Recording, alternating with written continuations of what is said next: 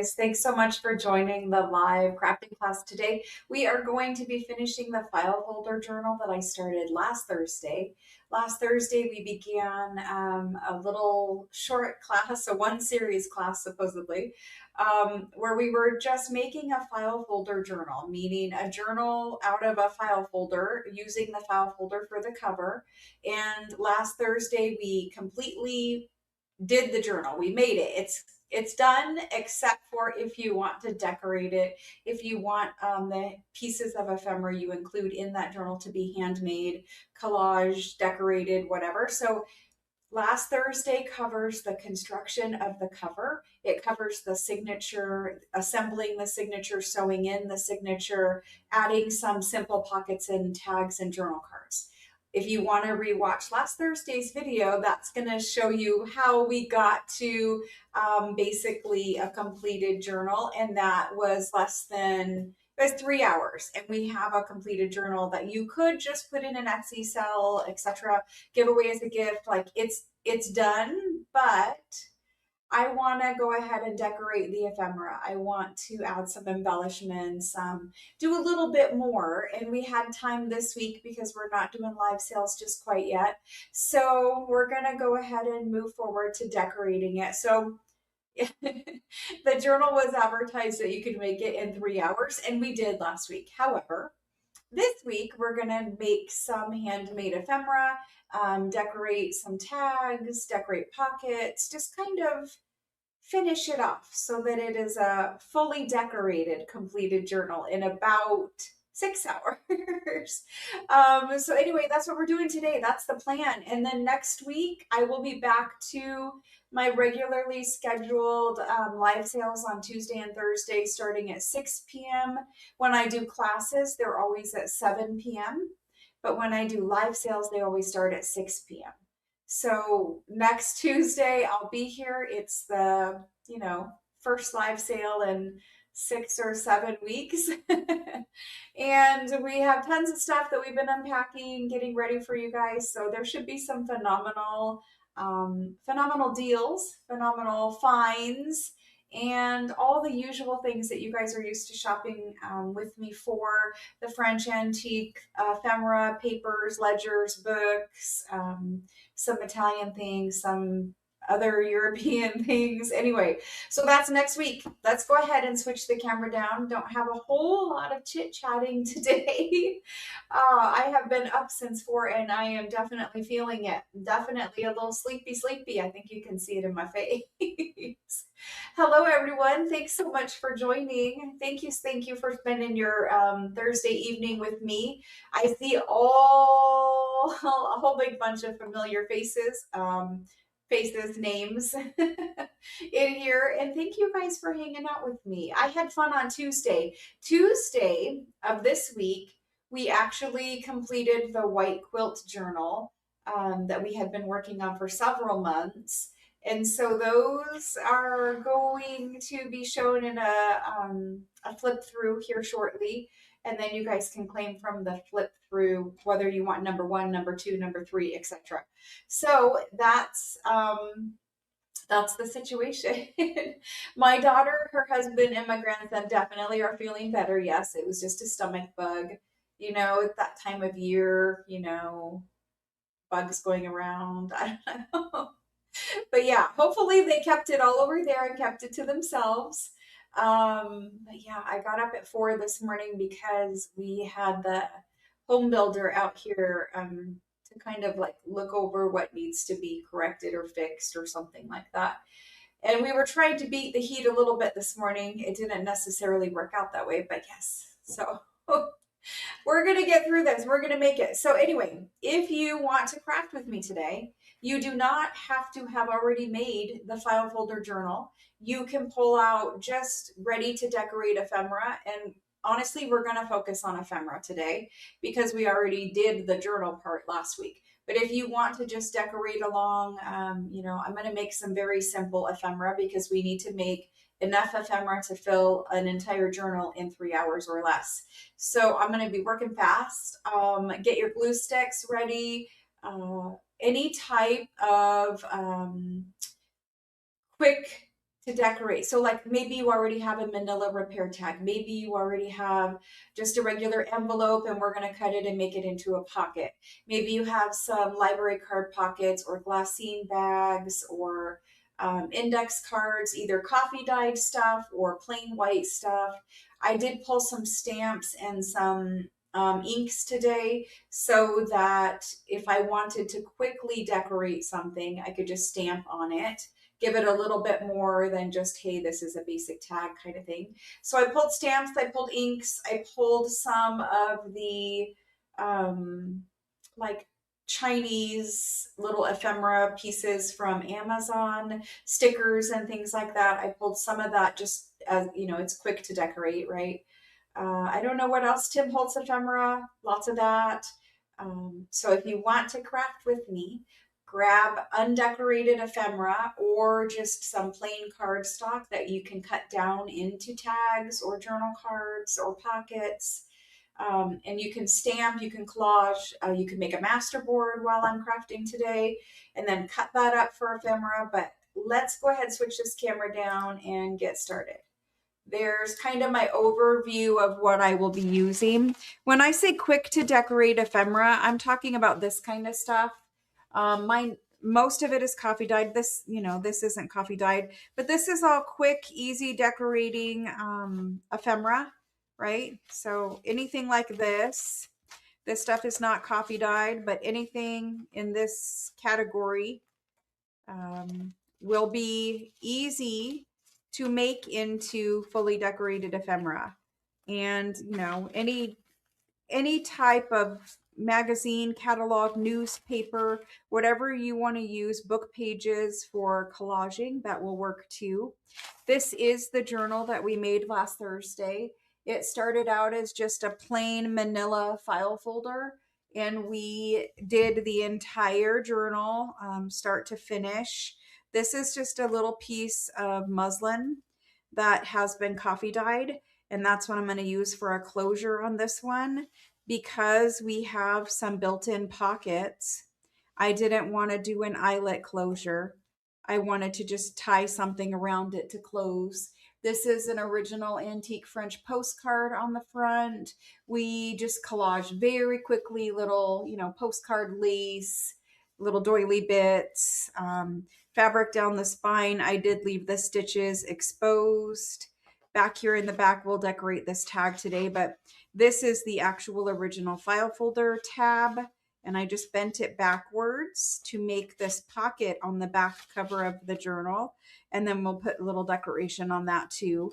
But inside the cover is collaged. There is also a pocket right here so that you can tuck, you know, something in that one. And then this is the signature that we assembled. I put 5 file folder punch tabs on my signature. So there's tabs on there. And then I've got all my pages in here. You know, when I started out this journal, I kind of had an idea that it was going to lean botanical. And it's just made with stuff I had laying around. I did not allow myself to print any new digital pages or anything like that. The category that I allowed myself to pull from was either ready to decorate quick stuff, leftover miscellaneous pages, very easy to work with stuff. I didn't want to spend an hour picking out a digital in Etsy and going that route. I wanted something far more simple than that. And I also wanted an opportunity to use up a lot of the things that are laying around my craft room. Since I just moved, I found a lot of things that I had lost over the years. Just found some things that were new that I wanted to play with. We made this little pocket last week. It's going to get glued there. But yeah, so I just recycled a bunch of stuff laying around, basically. This is just a dictionary page that I ran through the printer and printed a simple digital on. The coffee dyed pages, some ledger pages. So last week we did quickly add in some pockets so that I could say this was a completed journal, right? But now we can go in and we can decorate. We can decorate by stamping. We can decorate by collaging, by just adding some lace. We could do a lace flip. We could add in a belly band. So there's a lot more work that you could do. However, this is actually a finished journal, so you don't have to do more. But say I wanted to come in and I wanted to either collage this side or collage this side, it doesn't really matter. Whatever, if you want to see the lines, then leave those on the back so you can write. But just decorate a couple things so that the journal is more pretty and is more finished. And if you like the pages that I used for my signature, it's very simple stuff, and I have it laying around here. We could make up packs for you guys if you wanted me to, but this is what I did on the back side here, and it was so that you could tuck, maybe you wanted to tuck a piece of ephemera in there, right? So it's like a little tuck because we just glued down right here. We didn't glue the whole flap, so it'll hold a piece of ephemera. And then on this side, this is where the actual envelope flap is attached, and I added a library card pocket there. So just something simple, but it's easy, it's functional. We made this entire thing in 3 hours, which I love, right? Because sometimes journals take forever. So there's that. I hope we get to the point today where, maybe I can put a couple dangles on here. I might be able to add some beads or charms to this. I know which ones I'm using, and I hope I know where they're at in my craft room. But this is the journal. These are the fun little bits that we're going to play with for ready to decorate ephemera. And as far as the things from Amazon go that I pulled, I just, I don't buy this kind of stuff anymore. But when we start out our junk journal journey, sometimes we buy things that we think maybe we will like, or something looks nice on Amazon and you buy it, and then you realize either it's counterfeit, like stolen other people's digitals or designs or work, or maybe you bought it on Amazon and then you get it and you're like, oh, this doesn't look as nice as I thought, or whatever, right? Because this is the stuff that's made in China. You can find it on all the other Chinese kind of sites. And it's fine. Like, if you have it, you have it, and you got to use it. So that's what I'm going to use to kind of quickly decorate some of this. I won't use every piece, will not be like this, but I had it and it's laying around here, and it either needs used or passed on to someone else who likes to craft with this kind of stuff. And it does look decent. It will make beautiful ephemera by the time I'm done with it. But I choose to buy actual old stuff, and I tend to stay away from this kind of stuff anymore. In fact, I shy away from even using it on camera with you all because I don't like to support the kinds of activities that these companies do. I don't really prefer to support China, and B, I don't prefer to support places that will steal other digital artists' designs. And a lot of this stuff is stolen designs. If I knew exactly where, I wouldn't use, if I knew something was for sure stolen, I wouldn't use it. But I do know that these kind of companies do that often. So anyway, while I will be using it today, it is not an endorsement for this type of product. It is laying around here. I will never buy this kind of product again. There's my disclaimer on that. So there's that. All right, let's move forward and let's start working in this. If you want to know what I pulled for stamps, I also purchased, this is just a bag of a variety of loose vintage design kind of stamps that have been laying around. I did this when I moved. I just threw them all in a baggie. But I could pull out some like botanical stamps. There's some botanical ones there. I could pull out something like that. There's some postal ones back here. Just simple stuff to stamp. And then also I pulled, again, these were from Amazon. And I don't know if these are stolen or not, but these are from Amazon. And so just this has some elements that I would use regularly, right? This one looks more like that ephemera stuff that I just kind of showed you here. And so if we wanted to quickly stamp on something, there's that. Then there's this one. And this guy, I don't know that I will use this guy, but he was part of the collection. And then, so if you have any kind of stamps like these, this is the kind I want to just stamp for backgrounds and for a little focal point. Like we could take a butterfly and just stamp it on a journal card. We could do some edge stamping, background stamping, whatever. So those are the kind of stamps I pulled. I did not go digging through every little place I had stamps and pull, you know, I didn't spend 3 hours pulling stamps, I guess is my point. I pulled some quick stuff.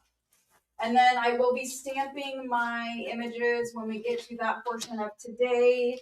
I will be stamping it with distress ink, not the oxide, regular ink. And I just pulled a variety of colors that I don't know what we'll need, but there's a variety. So if you want to gather supplies, that is what I am using. Of course, I will decorate with Tim Holtz ephemera, in addition to the other made in China things.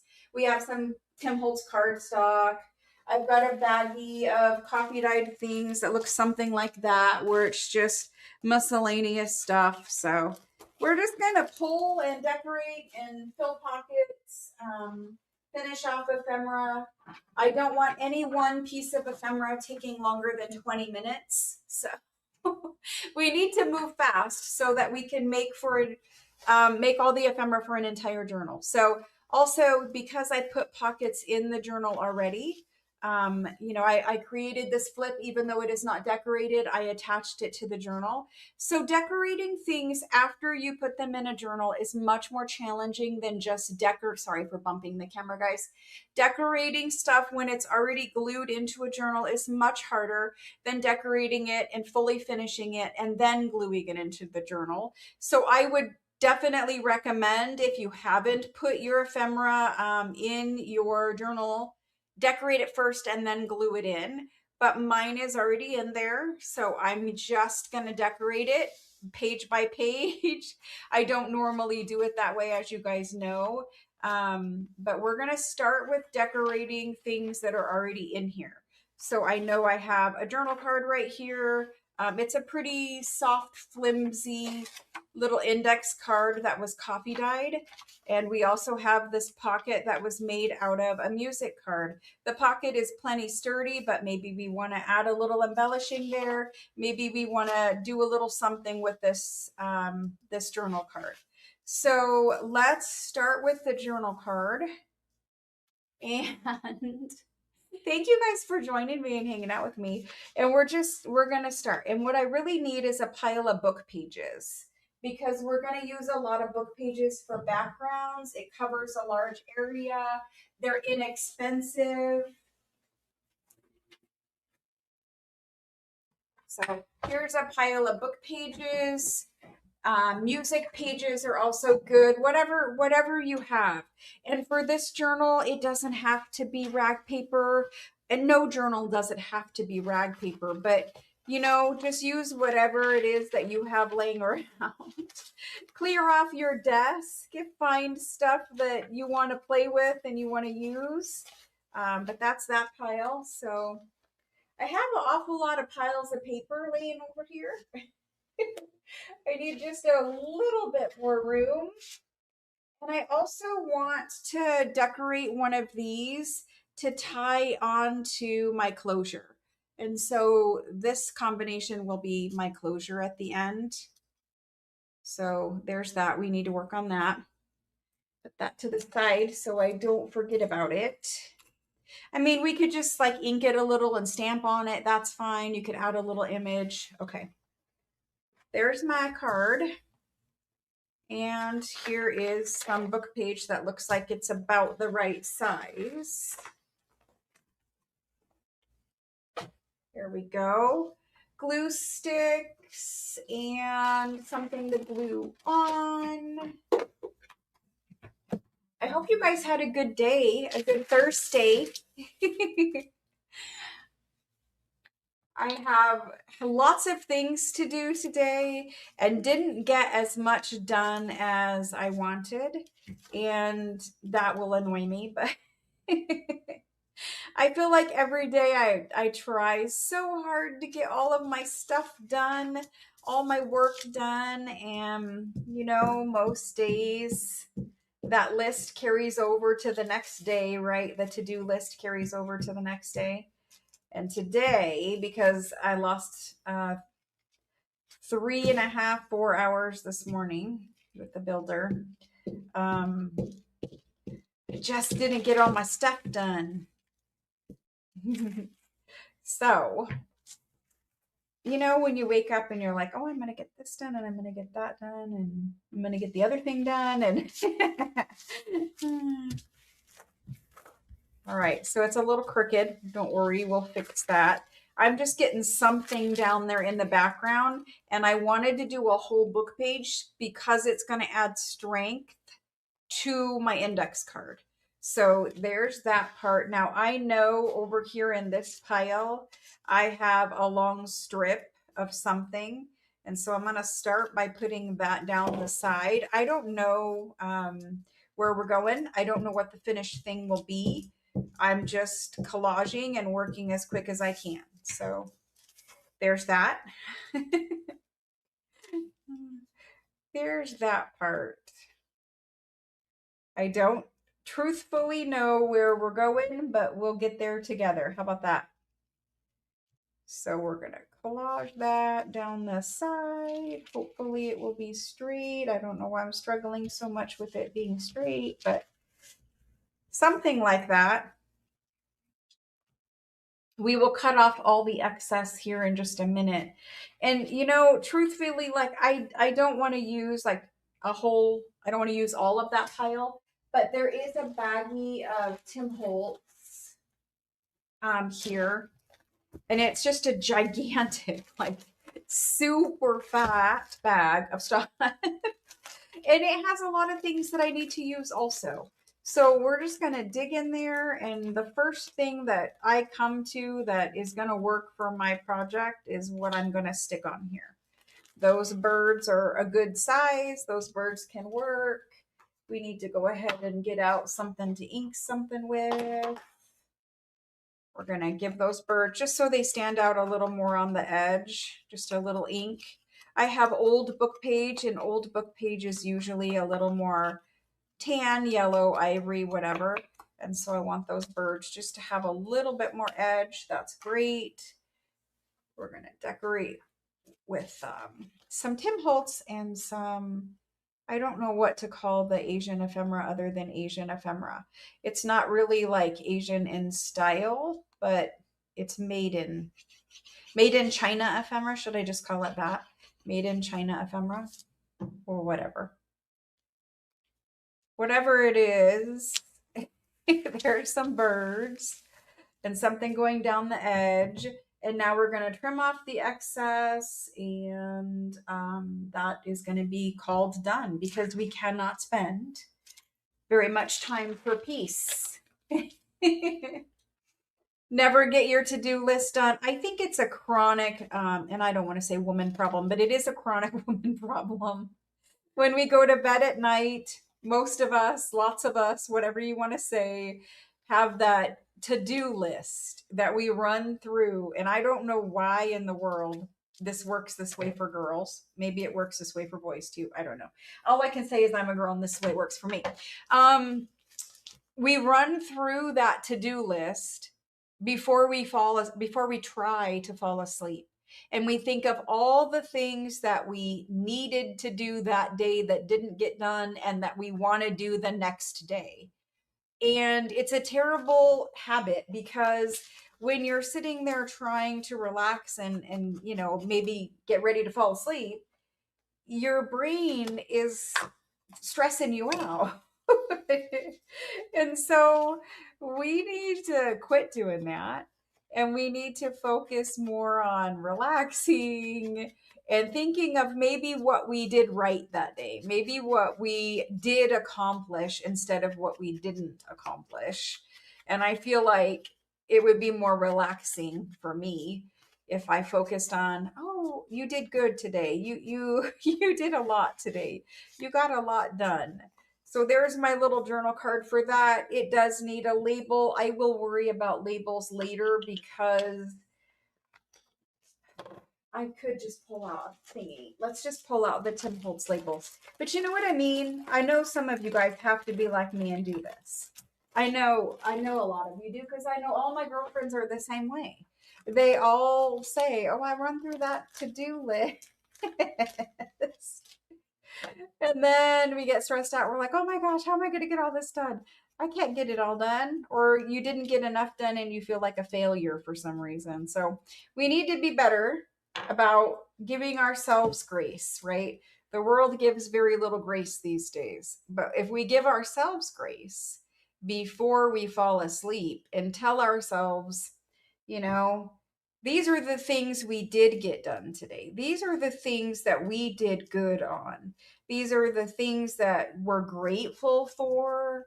I think if we try to focus on that kind of stuff, we'll probably sleep better. So when I go to bed tonight, instead of like last night of going through that list, I'm definitely going to be thinking about what I did right, what I did good on, what I'm happy about and thankful for, positive things instead of negative things. So anyway, if I keep inking the backs of everything, then I will never get this journal done. But here is the journal card. Put the journal in the glue. But here is the journal card for that pocket. It came out cute. It's going to look great there. And it was simple and easy and fast and all the good things. I don't want to stick it in just yet because it is wet, but we'll leave it there. And then for the actual pocket, you know, we're going to have some birds. We have some little botanical floral, whatever. This just needs something very, very simple. And I have these little Tim Holtz pieces of ephemera, and I think we're going to stick those ones there. They're little calling cards. I know these came in the botanical pack a long time ago. They don't come in it now, I don't believe. I think they are from like a retired Tim Holtz pack, is what you guys have told me. Because I told you the pack that this stuff came from, and you guys told me that it's not in that pack or you can't find that pack anymore. So, anyway, I apologize for using things you can't find. But we're just going to plop that right down there, kind of center E, and we're going to call that good. I don't know if it's straight, but that's what we're going to, it slid, but that's what we're going to do there.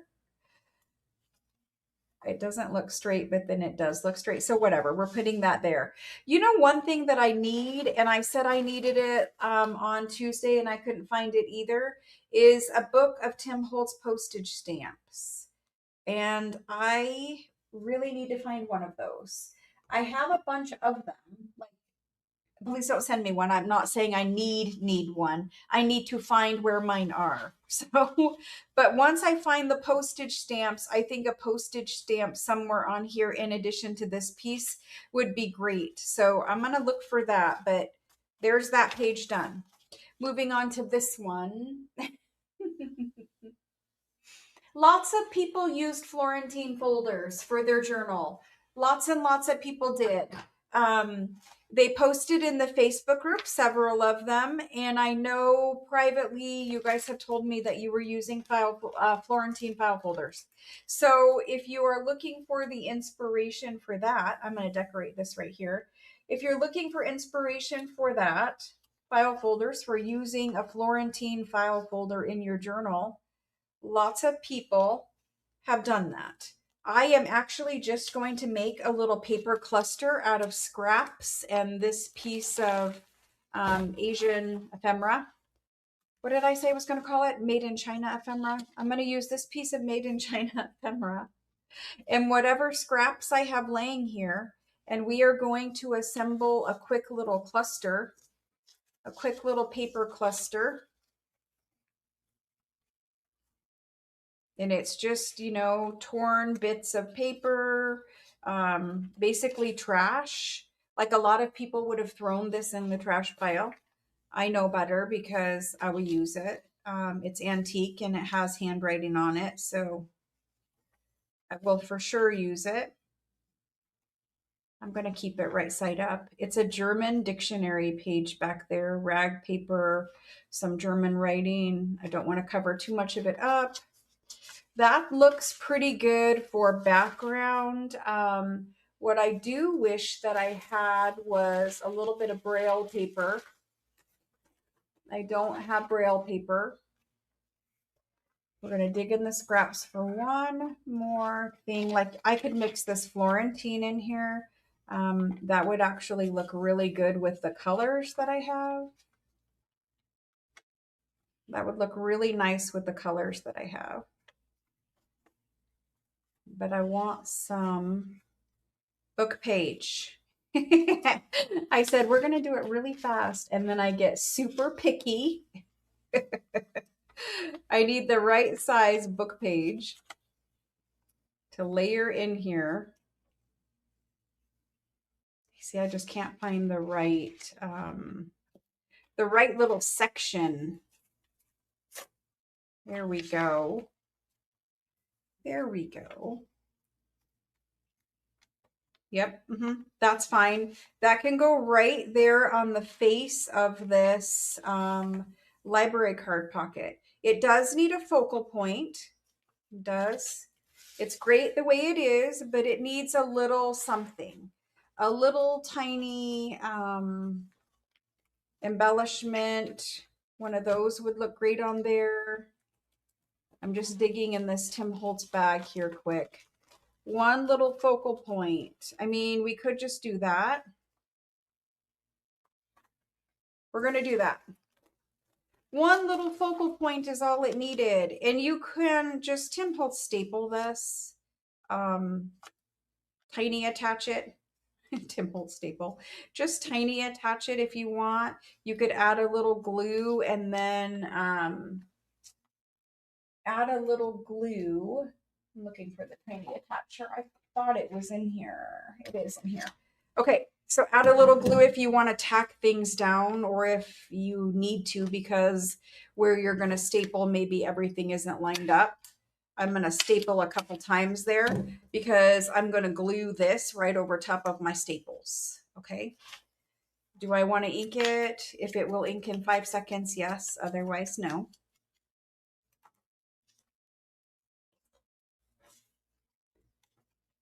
Hello, Carrie. Welcome. Welcome, new people. Thank you for joining and watching. We're going to do these free little crafting class sessions.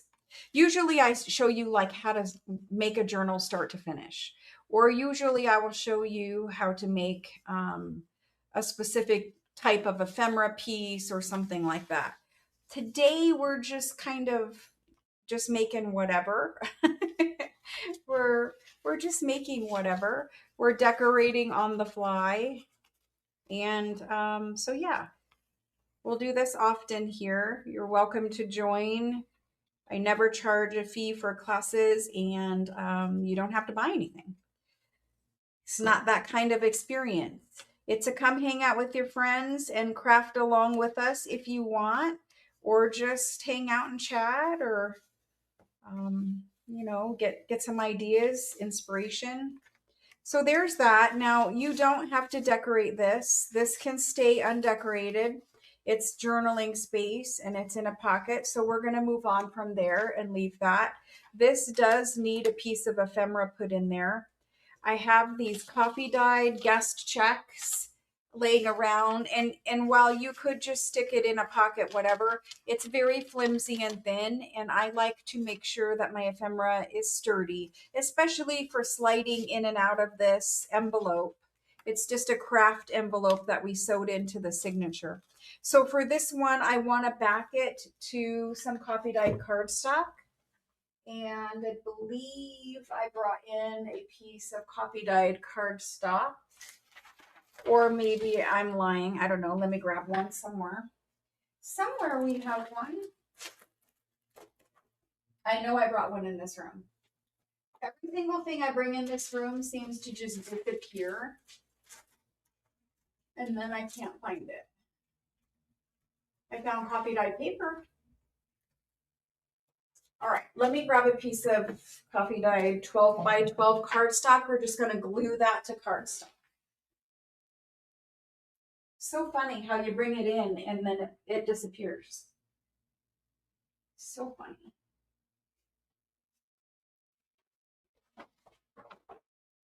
And while I'm here, I don't so understand where that would have gone. It really, it really bothers me that I don't know where the Tim Holtz stamp book went.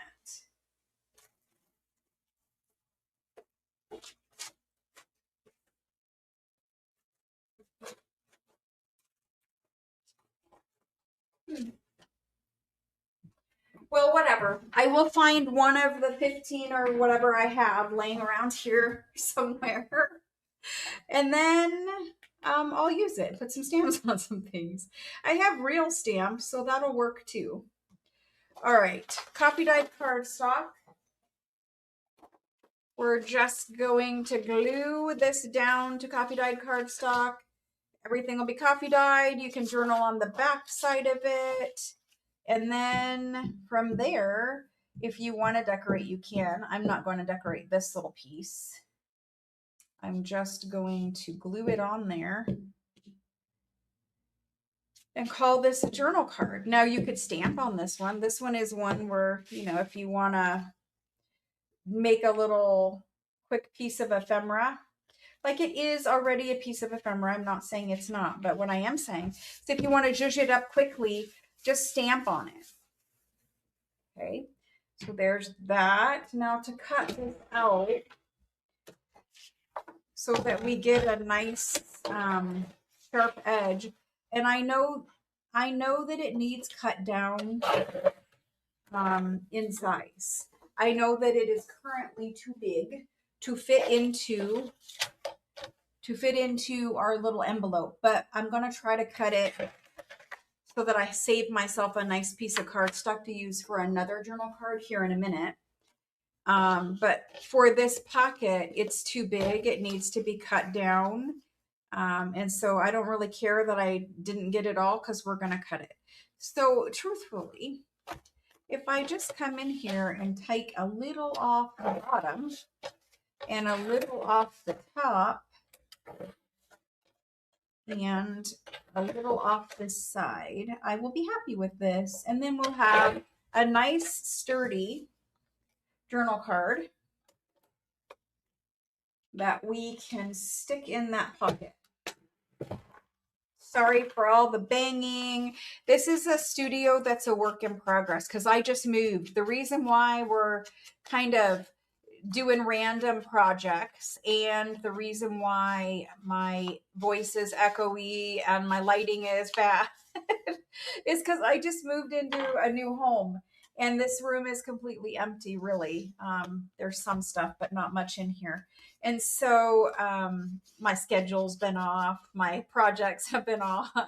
I don't know where my supplies are. But I want to come and I want to hang out with you and be with you guys. I've missed you while I was away when I moved. We could put a little tab on this, and since it's a file folder journal, truthfully, with our signature sewn in here and the type of envelope this is, these little sections right here, this one and this one, are what make getting things hard, getting things in and out of this hard. So you can take a pair of scissors and you can trim that.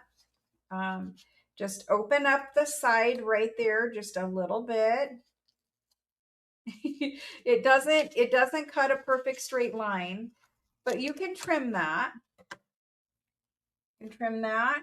We can ink it if we need. But just trimming off a little tiny section of this makes getting things out of this so much easier. And I'm cutting right on the fold line. I didn't measure it, so it is not going to be exact, but it's going to be fine.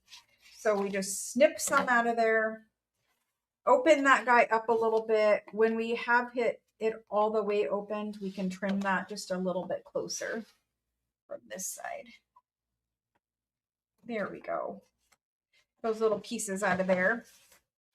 And now this will fit into here, slide into here much easier. Before, it would be very tight. So there's that. Now, if you put a little tab on it, it helps people pull it out. And if I had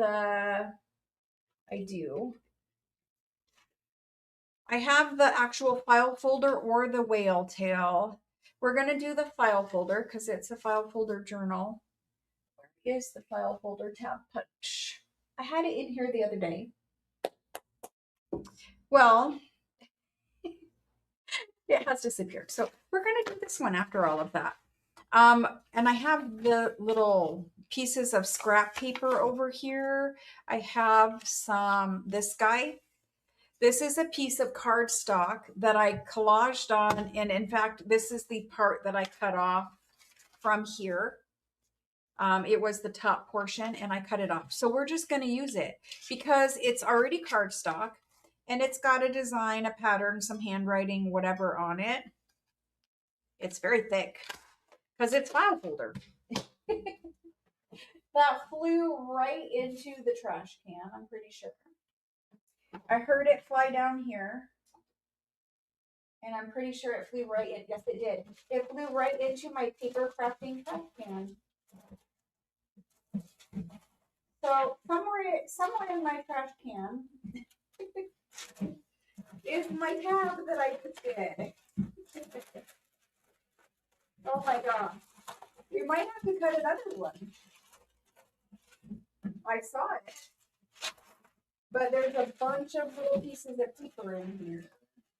Well, whatever. We're going to have to cut another one because that one went in the trash. Word of caution, don't have your trash can right underneath of you when using your tab punch because you will lose it. Yeah, I don't know where it's in the trash can. Will I sort it out and find it later? Probably. But I don't think we can get another one. I don't think there's enough space. If I angle it. Oh my gosh, it's so very close. That one I put so that it would not fly anywhere. Anyway, don't punch with the tab punch with the open trash can nearby. Or you will lose your little tab.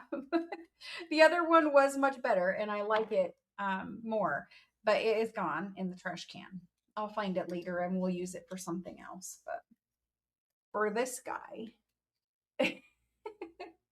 I put the trash can close by so that I can just scrape scraps off of my desk.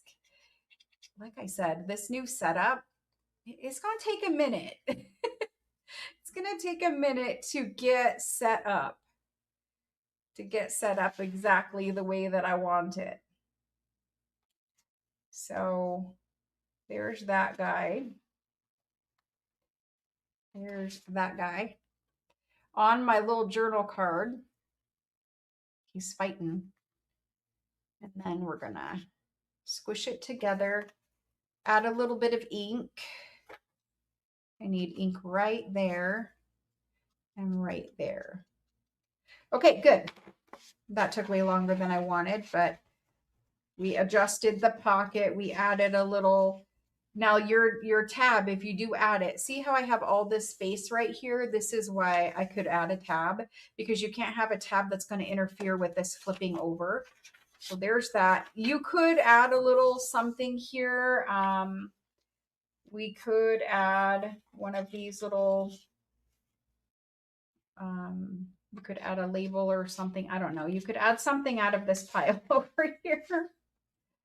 I don't know what these things are necessarily. Did we do a flower? We didn't do a flower there. So I'm going to ink this quick. We're going to glue this on there. Just a quick little ink. Do I have to decorate every little thing? No, but it's hard for me to leave things plain, as you can see. So this is something out of the pile. The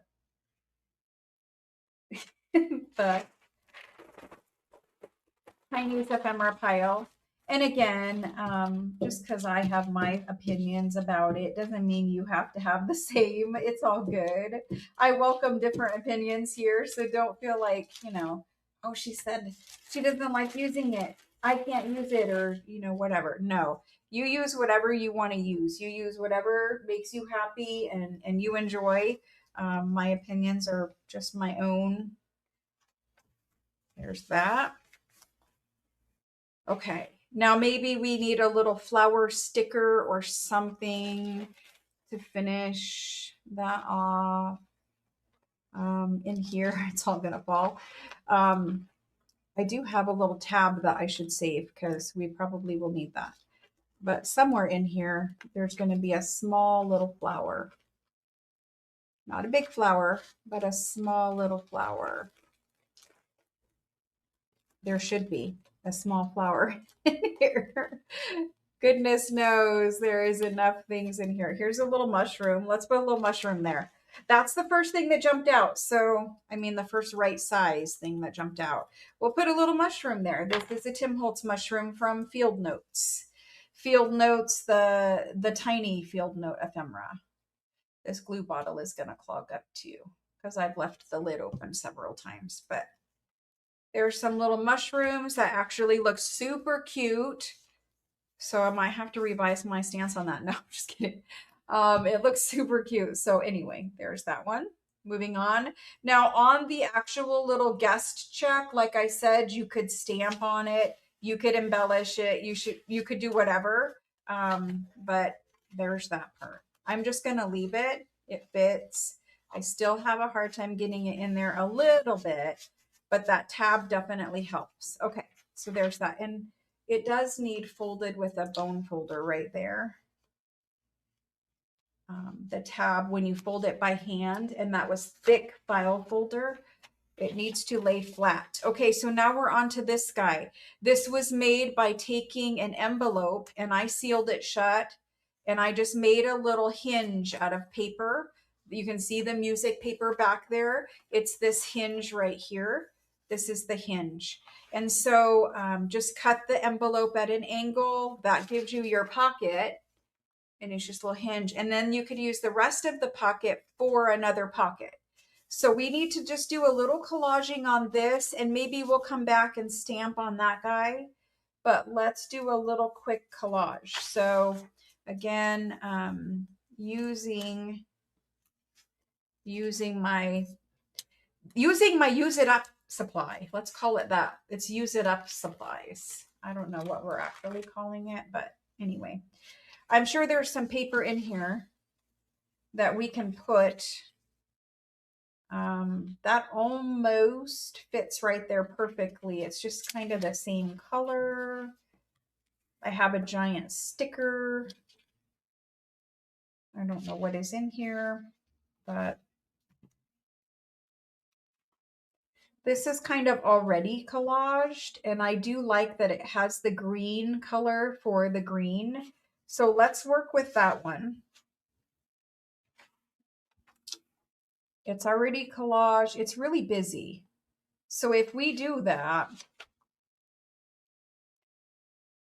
I mean, this is busy, this is busy, this is busy. If we do this, it's going to need a focal point to calm it down. It's pretty heavy on your eye, and that's not really helping. That's no better. So if we were to use that one, it would need a nice large resting place for your eye, something that draws your eye to one particular area. That's not better. Let's see. I may have had too much coffee today. My hands are jittery. Yep. All right. Well, don't really see anything in here that I think would work. So leave that pile together. If I am intent on using that, we could tear it and only use part of it.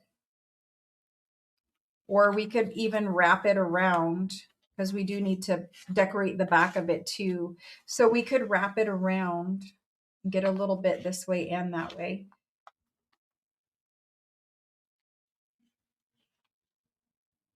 Okay, I have decided that I'm going to go ahead and glue it.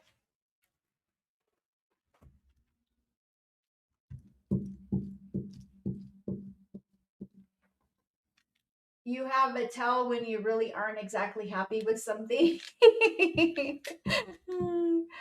um, Usually if I say I love it, it's because I do. However, I'm sure there are times where I say it's fine and it's just because it's like, you know, sometimes when you make something and you decorate something, whatever, you it's not exactly what you thought. It didn't turn out exactly how you thought it was going to.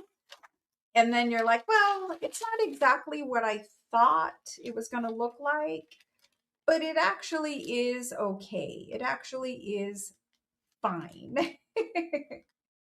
And so maybe that's what it is, where it's like, oh, it didn't turn out exactly like I thought it was going to turn out, but it is okay. It's fine. All right, so before I put that there, I'm gonna glue some music there just because that's what I have. It's the first scrap that came out of the scrap pile. You know, some people do journals and they make sure that they use every little scrap. They have no scraps left behind. So as they're working and making a journal, everybody makes scraps, right? Like we're making a journal, we make scraps. And some people, they keep all those scraps to the end, right? They've got them, they're there on their desk. And they force themselves to make clusters or collage or something so that no scraps are left over. And I really like that. And I probably should get better at making sure that all scraps get used when I'm making a journal. So we could go through and we could continue to work from, this is my little scrap pile. This right here is my little scrap pile from the last couple of projects. And I had a lot of the scraps cut down so I could make masterboards, whatever. But this is what I'm pulling out of on my desk to find things to collage with tonight. So when we make a journal and we make scraps or we have leftover scraps, however you want to say it, at the end, we could go through and just do little paper collages, even just to decorate a page or something like that. So right here, I have a little area of envelope on both sides that doesn't have anything. A little piece of book page, a little book page coming down right there would be nice on that side. So I'm going to glue it. Let's see, which side do I want to glue? I guess I'm going to glue. I guess I'm going to glue this side. Anyway, sometimes I'm not, sometimes I'm not happy with the way something came out. And in those instances, like if I'm truly not happy with it, I will keep working and collaging or put something else on it until the point where I'm actually truly happy with how it looks. So I've just got to leave that. I mean, I could wrap it around to the inside. I don't know how I feel about wrapping it. I guess I'm going to because I just did it. So now it's wrapped to the inside. Now our envelope is covered. It's covered on the front. We're going to put a focal point right there. So I'm not worried about that. Getting a little glue. And if you can catch it early, it will rub off. But now we have this little angle here on this side to worry about. But if you're not happy with it, you're going to have to fix it, right? Like life's too short to live with something that you're not happy with. So do I want to put it at an angle? That might be kind of weird. I don't usually do that. I don't know. Let's try it. Maybe I don't think I have, I'm not going to say ever, but I don't typically put book page at a diagonal to cover an area, but let's do it. Let's see how that comes out. We're in a hurry. We're not going to fuss with it. If I truly hated it, it was not if I couldn't live with it, I'd fix it. I like crafting because it makes me happy. I don't think it would be worth it. I don't think it would be worth it if it just annoyed me, right? So we've got to cover a good section of that. Be a little hard to cut off, I'm not gonna lie. A little hard to cut off right there.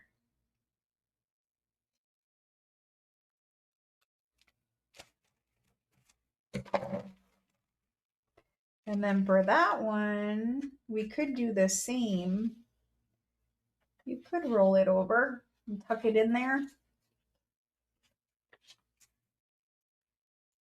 Roll it over and tuck it in.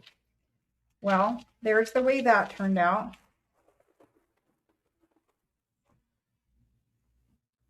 That's fine, or put a focal point. I don't know how I like the diagonal of it, but whatever, we're not going to worry about it. I have just miscellaneous stuff in this pile. I really want a large flower for one of those areas. I don't know. Maybe I have like a flower sticker I can put on it.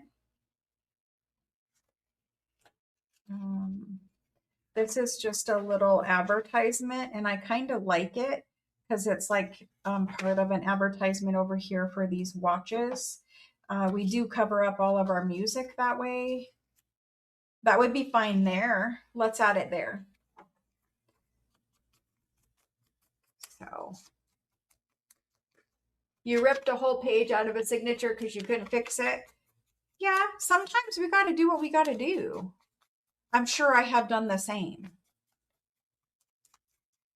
I'm sure I have decided, I'd rather not see that there. That didn't turn out the way I wanted it, whatever the case is. Sometimes, maybe you glued crazily and you got glue somewhere like I'm about to do. This glue stick, it's a fresh one and it's leaving lots of glue. But anyway, if you can't live with it, just fix it, because cut it out, tear it out, collage over it. Life's too short to, oh, I don't like that. And especially if you're keeping the journal, right? And also if you're selling it, of course, you want to sell something that you think looks nice and is finished and all the things, right? But if you're keeping it, you're going to see that. You're going to see whatever it is that you're not happy with. So let's put a large flower here. I mean, we have flowers there. We want to put like, this is supposed to look like embroidered flowers. Maybe we put that there and some kind of a label. I keep seeing these little labels over here. There's like a ticket. No, wrong color.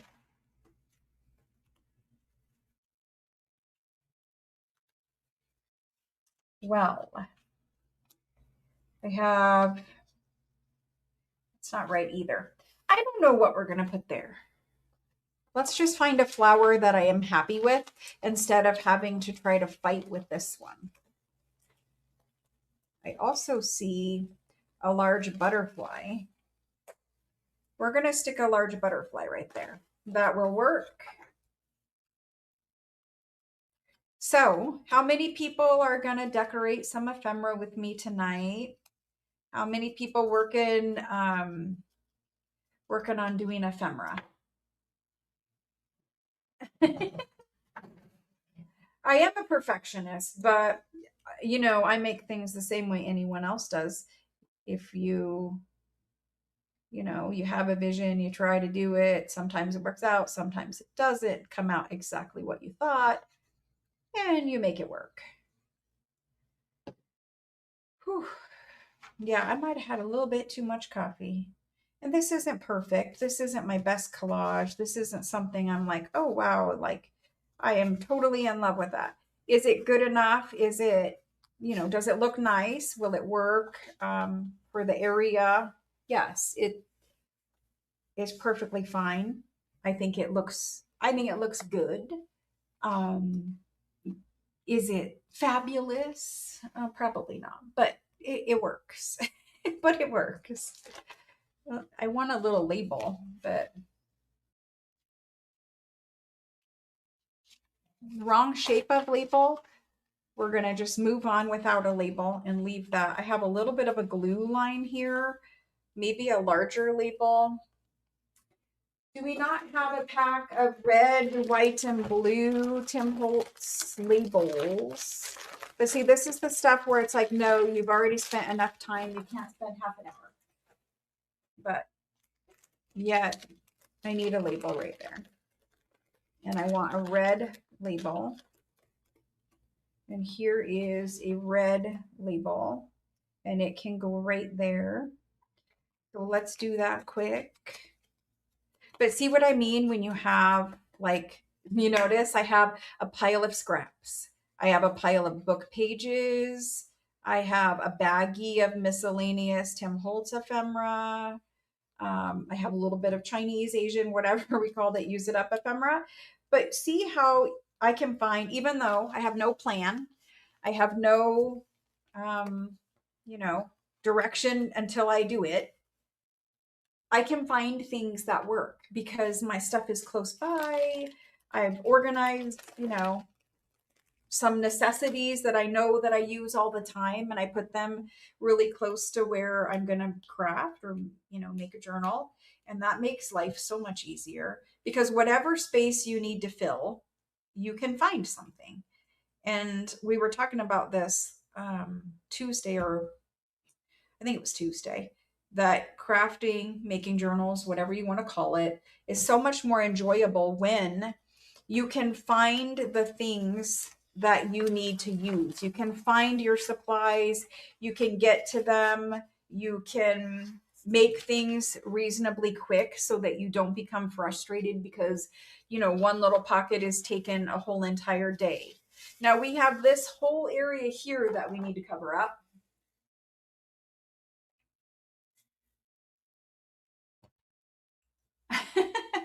Made something that ended up in the trash. Yeah, you know, that does happen sometimes. But we have this whole thing we need to cover up. I also have this sheet of washi. This kind of washi tape. I would get it down, but it's hanging on the side of a tall cart. But this is washi tape, and it's really large. And it is great for covering large areas. Surprise, it's great for covering large areas. We could put some of this on the side of this page to cover up, you know, where we've done our hinge. Do we have to cover it? No, you don't. You could just leave it just like this. But if you wanted to cover, this gives, you know, some nice color for this paper over here. It matches, right? I really like it as a pocket. I'm thinking, you know, you glue it, put it on some cardstock, and we'll create another pocket right there. And we kind of, you know, we made quick pockets. So let's do that. Let's just throw it on some cardstock. Even like a thicker paper will work. I'm looking to see if I have any like regular plain cardstock, because I don't want to use copy dyed because copy dyed isn't needed for this area. I have some scraps of cardstock, but they are not large enough. And it's not like I can't, you know, get up and go get something, but if I could use something that is sitting here, that would make me happy. But let's put this on some cardstock. So some wide washi on some cardstock to create a pocket that we will stick some large journal card in here in a minute.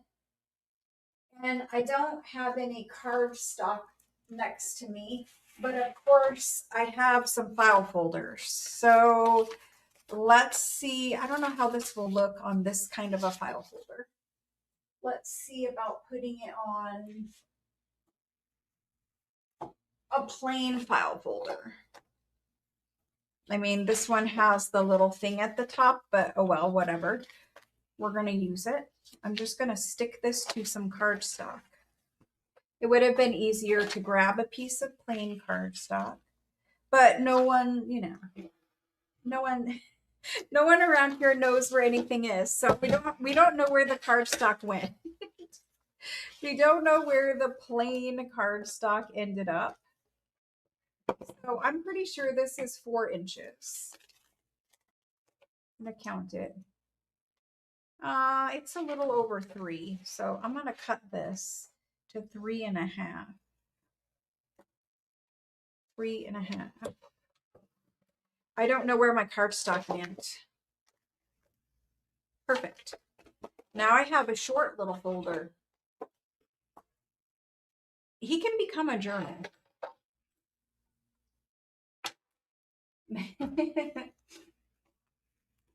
My camera, I hope it didn't go out of focus. Did I, no, it's good for me, but maybe technical difficulties somewhere. So this is older washi tape, and I'm just gonna add a little bit of glue to hold that once I get it on there. I hope my camera didn't go out of focus. It's not, I have it playing on a couple different devices and it's in focus for me. So hopefully it's just a little glitch that can be fixed here shortly for you. All right, so we put that on there. I lined it up. There's that. We made another pocket, just using it for the background. But while I was at it, I also have another one. I'm just going to tear the top of that so I can cut it. Okay. You know, it's really funny the way that glitches work. Sometimes people have a glitch and it is just them, and other times they have a glitch, or we have a glitch and it's everybody, and nobody knows, right? Like if you're at home and I just, turned my camera off or whatever and the video ended, sometimes whenever, a glitch happens, it's just on one person's device and it's not for the whole group. And I've had people where they were like, you kicked me out. Sometimes glitches happen and I didn't kick you out. It just, a glitch happened on your side, your device, whatever, and it booted you out and you have to come back in. But my whole point is, no one knows if it's just their device or if it's my side and it's everybody. And so when they ask, it's because they're trying to figure out, is it something with theirs? Like they need to go out and they need to go back in and restart, their computer or their phone, whatever they're watching on. Sometimes if you have a glitch, the easiest thing to fix it is just to go out and come back in again. But it's funny because I'll see you guys ask and it's because you're not sure. Is it you guys, just one device, or is it everybody? Oh gosh. All right, let's glue that on. That's a pocket. We don't need to do anything else. Like you could add a focal point, but it's a pocket. It's a large pocket. Backed on file folder because we're making a file folder journal, so that was actually appropriate. And we glue it on 3 sides and stick it down. It's funny how anything can become a pocket, right? A piece of washi tape. That's what this was. Ooh, I did have too much coffee. A piece of washi tape made a pocket and it just slid. A piece of washi tape made a pocket. You've lived in your home almost 40 years and you still have a couple of boxes you haven't opened. Oh my gosh, I still have boxes everywhere. And I was thinking, I was under some misconception that when you move in, you unpack and you don't have boxes like sitting everywhere for like years or whatever, right? But I think we're going to have boxes for a while longer because part of the reason why I can't fully unpack is because the builder has to come in and they have to repair some things or fix or adjust whatever they need to do. And They have been dragging their feet, but they did come today and we had a talk, and I'm hoping that they're going to get some stuff fixed because then I can unpack. And it's hard because I want to unpack things and I feel like, you know, I'm kind of stuck. I need to unpack the stuff because I need to know where my supplies are or my Tim Holtz sticker book or whatever, right? But we can't quite fully unpack. So yes, I feel you with the 40-year boxes though. If it's really been 40 years, you need to go through those. You'll probably find some treasures that you had forgotten that you even owned. I would love to find a box from 40 years ago. I think that would be great. Here's some more little labels. We can cut out. These are Tim Holtz labels. But yeah, if I found a box from 40 years ago, there's some vintage stuff in there.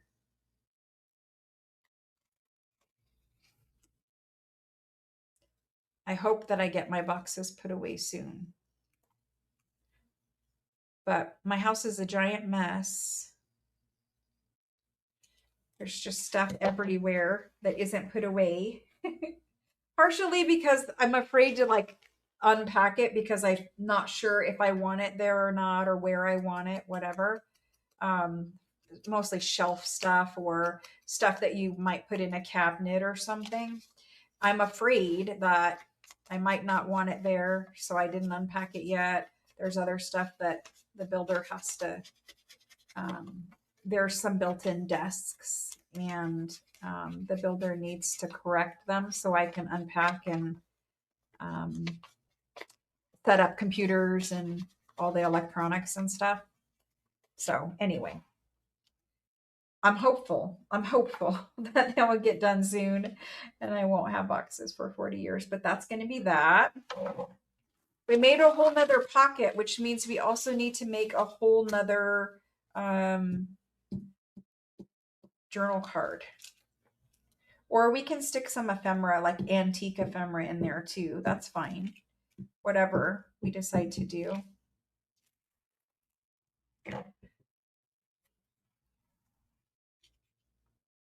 My son is notorious for not unpacking. All the houses we've lived in, I think this kid has always to to my unhappiness, to my frustration. Always. He'll just put like a whole box in his closet. And I'm like, but why? Why are we not either getting rid of it or, unpacking it and putting it, if you're going to store it long term, why do we not put it in a plastic bin? And then you can put the bin in your closet. But he has always kept, I don't know, it's not the same box every time, but he'll just be like, nope, I'm done, I'm unpacked. And there's one that's not unpacked. Yes, treasures. Now it's vintage. Yeah, yeah. I have stuff from my mom. Um, she passed. I feel bad. 3 years ago, I guess. And I have stuff that I was given when she passed or whatever. Stuff from her. Her stuff, I guess, is the way to say that. And I don't know if I necessarily want all of it or what, but it's here and it's in boxes in the garage. And I don't want to get rid of it because I don't know if, maybe sometime in the future I would be sad if I didn't have it. Oh, that almost would have fit in there. I'm gonna, mm, I'm gonna cut it down and I'm just gonna stick it in there as just a note card. I'm not gonna decorate it, but I'm afraid to get rid of some of that stuff because while I might not want it today, maybe there will come a time where I do want it or I wished I still had it. So I do keep some boxes in the garage of stuff like that, where you're not really sure if you're gonna want it or what you're gonna want it. Got to cut some off the bottom too, but whatever. So yes, I do have unboxes. I do have boxes that I don't unpack myself, but they stay in the garage. So we have some little fun bits to make a collage with or something. It's funny because it's almost like a 5x7 size, but I didn't want it to be too close here because it would not fold nicely. So there's that. Okay, now we're to this one. Diana, let me see. Kindred spirits. And what are you kindred spirits over? You're guilty of not unpacking boxes in your closet too, Maria?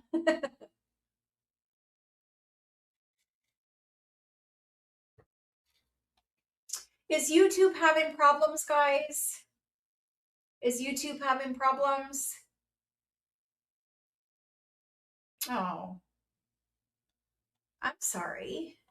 I didn't know YouTube was having problems. I don't know what they do and why they do it, to be honest with you. Um, I think, and that's just my opinion, but I think YouTube often has problems because of like hackers and things. Um, I don't know if that's what's going on or not, but sometimes it's because of that. So we have book page here. I can't really add book page here. Um, this is a piece of Tim Holtz cardstock. This little guy is Tim Holtz. It has blue flowers. There's blue postage stamps. That might look nice there, but it needs something else to pull it off of the page. What I really wish that I had is some paper doily right there. I don't have paper doilies in this room. I don't know if there's anything in here that I would put there. It's not really that kind of look. This could go on that tag back there, though. This could get collaged onto there. And I like the colors, so let's do that. But let's work on this pocket for just a minute. We need to layer something else right here. We have music, we have book page, so the choices are, I need something very plain to pop this, like this is a very busy background. And while this is heavy with a black border, I need something to pop it off of the page. And a paper doily would have been great. I don't know that I have an extra paper doily in here. I think we're going to have to use like an old piece of handwriting. This is some old handwriting.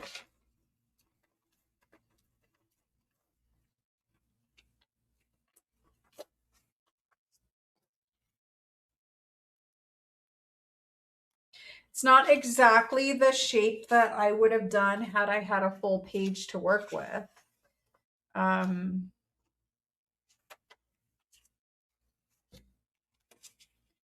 like I don't have the right shape to kind of make this collage what I normally would do, but I am trying to use up my scraps. That kind of fits better there. Let's use this one.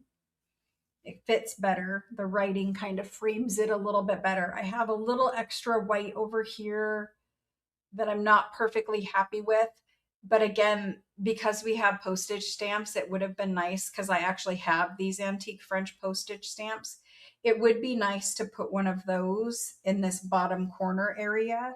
So I think I'm going to glue these down and find that postage stamp.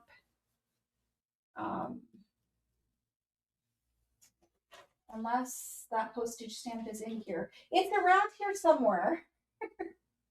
The actual real blue postage stamps. And I'm going to stick one of those right there. So let's glue these on. And then I will find that postage stamp. And then we're going to put those butterflies on that tag over there.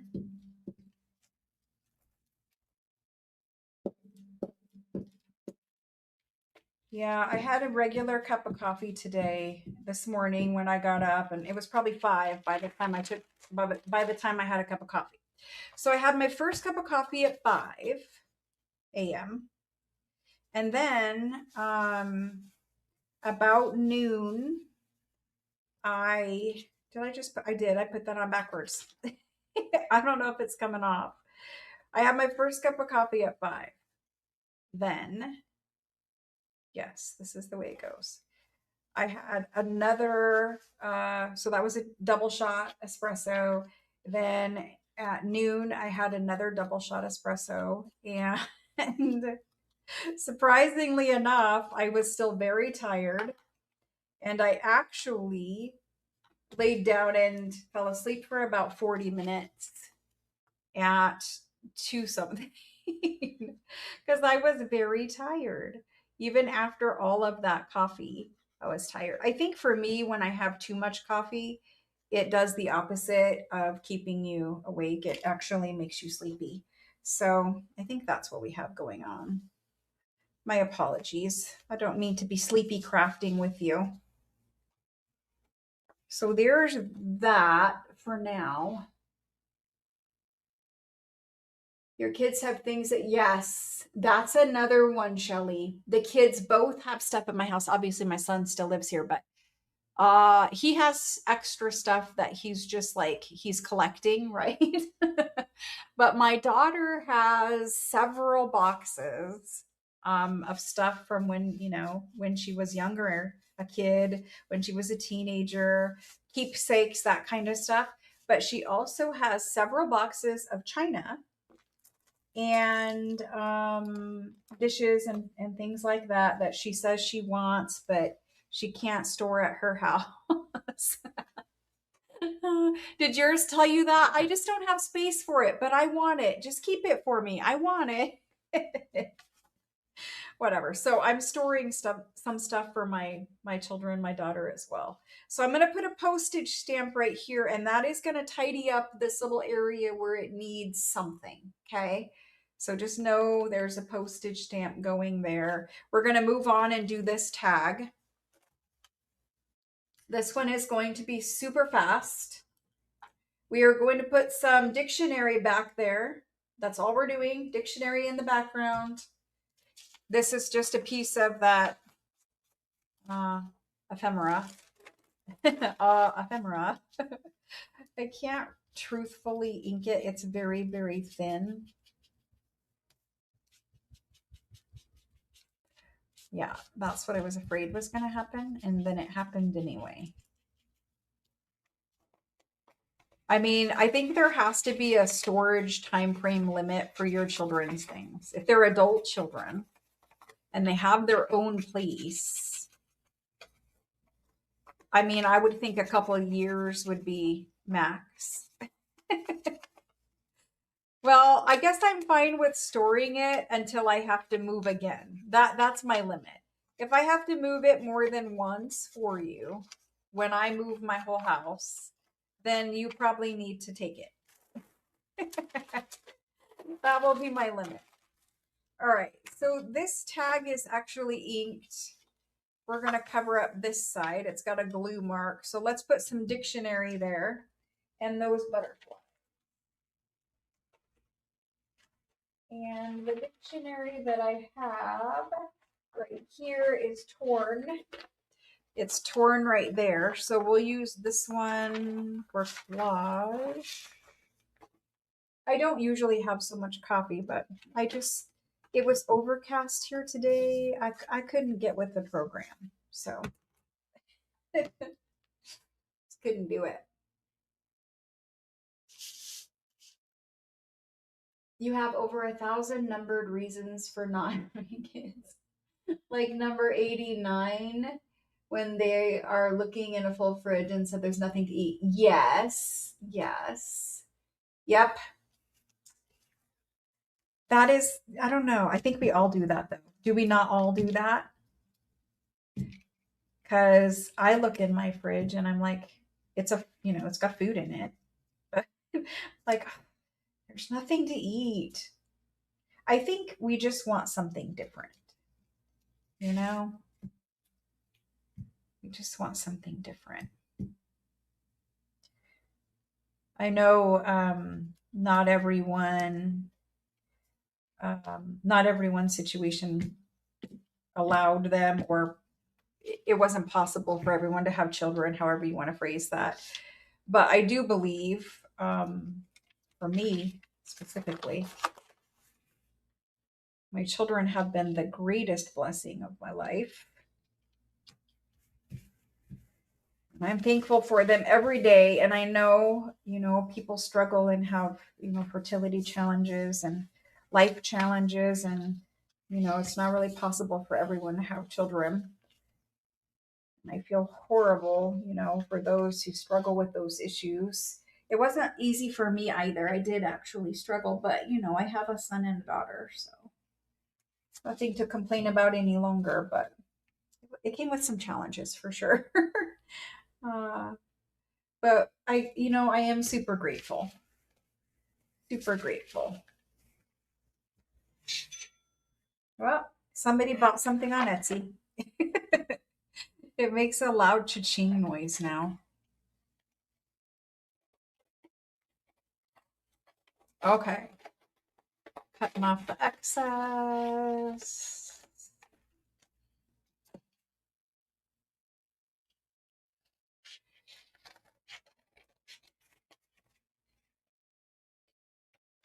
I think because I'm alone and and I've said this a couple times this week, and was somebody messaged and said, I'm sorry you're feeling lonely. And I don't think I'm feeling lonely. I think that this move has made me understand, because I'm divorced, I'm not married, and this move has made me understand just how, you know, how being a single woman, a single divorced woman, how life has extra challenges and it's harder.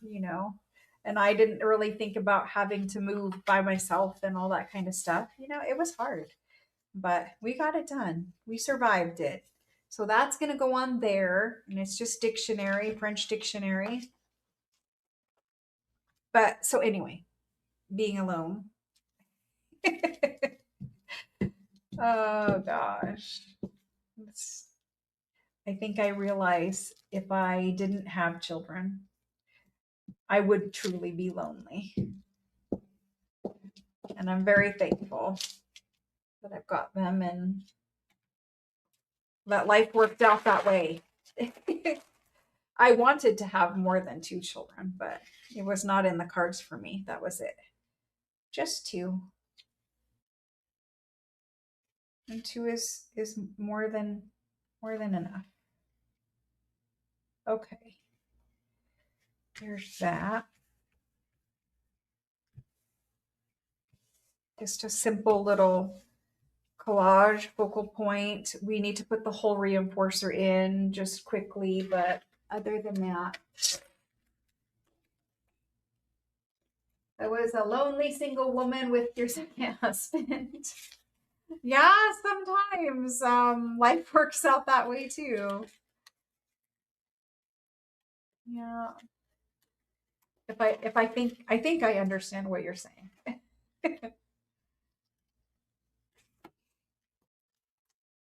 You can be lonely and be married or be with a partner, and you can still feel lonely. For sure you can.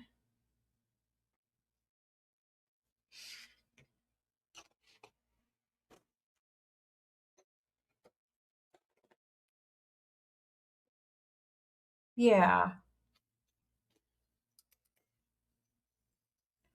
All right, let's put this hole back in there and that guy on. And then we can, it needs inked, but I can ink that quickly.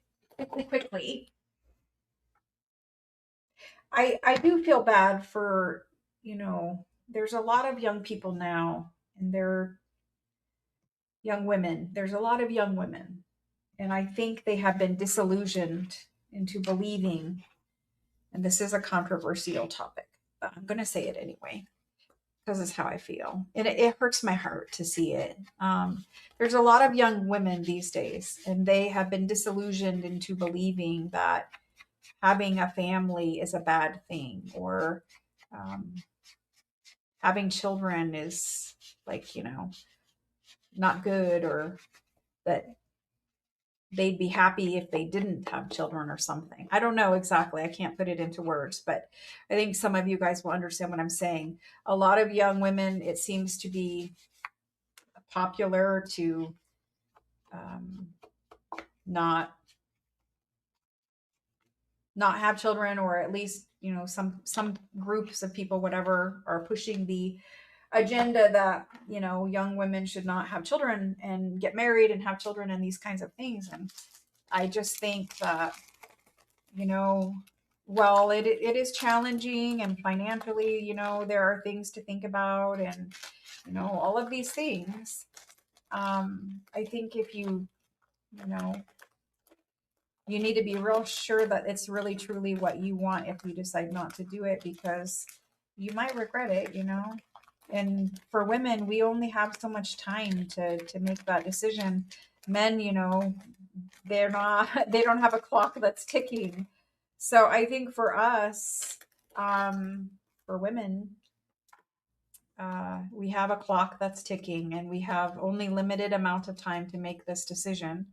We need to do what is right for us, and not what anyone else is saying or doing or telling you, or what you're seeing on social media, etc. So I feel bad, because I see an awful lot of young women who are kind of going with a certain crowd, and not, I think, in my opinion, they might regret that later.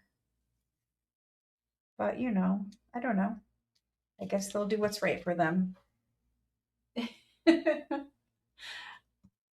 I know. Sometimes I say things and it's not a popular opinion, it's just my opinion. All right, so there's that. There's a tag. Let's get off that tangent. There's a pretty little tag. It will look better when I've got a stamp over here. It definitely needs it. Now we're on to this little glassine bag. Yeah, and that might just be, that might be what's right for her, and that, might be the stage of life she's in and stuff like that. I'm not trying to be judgy about it. I just feel that there is some pressure. Um, there is some pressure for young women to avoid having children and getting married, and I think that would be something that, if I was young now and I was seeing all the pressure out there, that it might be if I made that decision, it might be something I would definitely have regretted it. I don't know. I'm trying to put it into words, but I am struggling with it. I think that there's so much pressure in general on young people, and I think that there is especially a lot of pressure for young women to avoid getting married, having children, that kind of stuff. And if I had the pressure that there is today when I was young, I mean, that's too much pressure for anyone. But aside from that, I would have regretted not having children for sure. All right, so I'm looking through that little bit of ephemera. I don't know if you guys can see the pile of ephemera. I just think it's kind of sad for girls too, because we only have such little time and little in the grand scheme of things to decide. A lot of this is very similar to other things that we have used. So let's look at these birds. It's a glassine bag, and this is a washi sticker, so it will still be somewhat transparent. I think we need a little color or something else back there.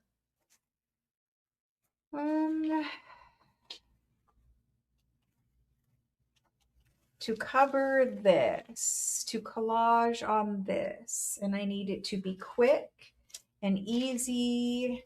And then we have a journal card in there that we probably also need to decorate. And maybe that could go on there as just a simple little decoration.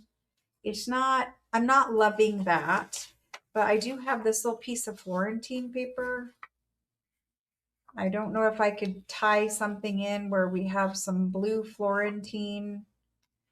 I think the blue Florentine paper goes on the journal card.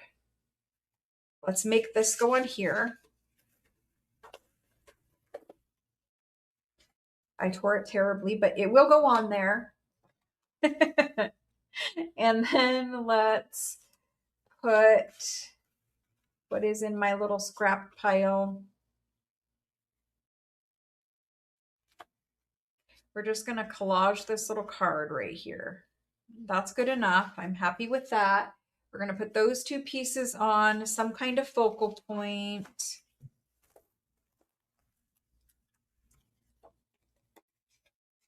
Yeah, yeah. And it is challenging, you know, finding the right person.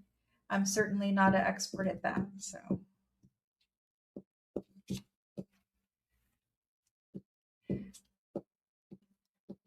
I think that the right person will come along in time. If, you know, if it's meant to be, it will be, kind of a thing. All right, so then that's going to go on there. Oh, it's just a little bit too tall right there. That should have been a little bit lower. Whatever, I will make it work. I know that my generation is a little different thinking than the younger generation, so I got to understand that part too, right? Got to understand that the things that, you know, I did, my friends did in our generation is different than how things are done today. And I do understand that. All right. There's that part. I know, you know, talking about how things are different. Um, can you imagine? Because some of you guys are, you know, some of you are a little older than me, some of you are a little younger, lots of you are similar in age to me. But can you imagine, like, when we dated, we actually, like, you know, you went out on a date, you you met the person, you know, dating was very different for us. Um, but now, dating, like, people meet people online, and like my son just playing video games or whatever, like, he'll meet people, and I'm like, but you don't really know them. And, you know, like, a lot of people, they meet their significant other these days, especially online. And that was, you know, we didn't have online when, when I was dating. So there's a little daisy cluster that we can put there. I just think it's an entirely different world for people dating these days, and I don't know how anybody navigates it, because I'm certainly not going to. But I'm just saying, like, I don't know how people do it these days. The online thing, like, I've had girlfriends who also are divorced, and they'll go on, like, online dating things, like, sites or whatever they are, and they'll you know, make a profile, and they get matched up, and, you know, some of them have found their second husband, their second spouse, on the internet, and, you know, that's great. Obviously it's working, all that kind of stuff. I am going to leave the top of that just as nothing, just as the blank card. Online is for every age group, for sure. But what I'm saying is, it's so different than the way, because I'm older, the way that we all dated, right? So I don't know. I don't know how you navigate that. Because remember, like, in the olden days, we actually, like, you know, it was a classmate if you were in college, or, you know, it was somebody that you knew, right? You saw the person in real life, and maybe you liked them, or, you know, thought they were attractive, or had a little crush, or whatever you want to say. But you saw the person first in real life, you saw them, and then, you know, you either decided if you liked them or not, or whatever. And then from there, you know, you'd wait for them to ask you out, or you would ask them out, or whatever, right? um and now people, they meet people online and they don't see them in real life. They don't know them in real life. They don't know anything really about them other than what their dating profile online says. And it's kind of strange for me to think about it like that, because like you don't know anything about them other than what they typed out there on the internet. And obviously, you've all heard those stories of where somebody says that they're, maybe they say that they're this tall on their dating profile, and then you go to dinner with them or whatever, you go on a date with them, and they're like not they're not that tall. They've kind of fibbed a little bit on their profile or something. I think it's kind of funny, but yeah. So I've had some girlfriends that have dated and met their current husband um, online. So I know it happens and I know it works for people, but for whatever reason, there's this piece of washi and I want to stick washi on here. Maybe we put the blue birds on top now that we have a journal card in there, but whatever. I'm not an online dating kind of person. I need to know who you are before I would ever consider dating. I'm an old school dater. Yeah, let's just call that the old way, the old style. All right. I'm not a dater at all because I don't have time, but I don't have time or energy. But if I was, it would be the old style of where you gotta know the person from somewhere, from church, from somewhere. All right, so that needs to be straight and it can't have a wrinkle in it.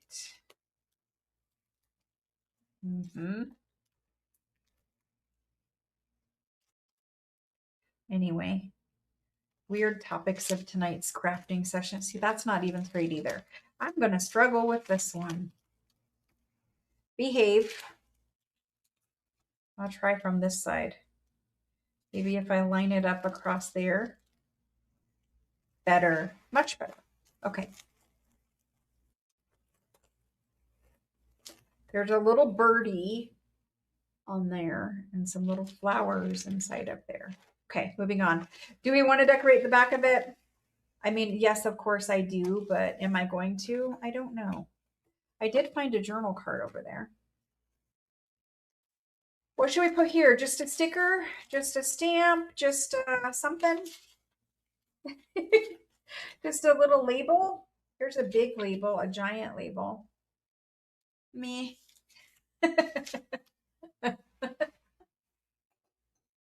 Your husband and you met on a dating site?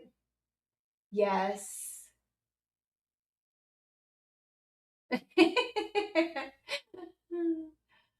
Blind dates? Yeah, I forgot those were a thing. They were awful. Yes, Diana. Yep. Couldn't go out until both your parents met them. They were divorced, so yeah, it was definitely 2 meet and greets. Security checks. That's a good dad. That's a good dad. I think so. Let's talk blind date stories. Let's talk blind date stories. For those of you who've had a blind date, let's hear. Did anyone actually meet and marry like their spouse from a blind date? Anybody? Anybody? I kind of like that because of this, like the little black. It's kind of, it's not quite, but it's kind of like that. I could do that in just a simple little label. I kind of want some book page back there, but that in just a simple little label.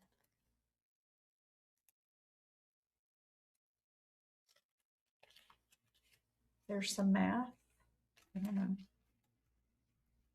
Just a simple label.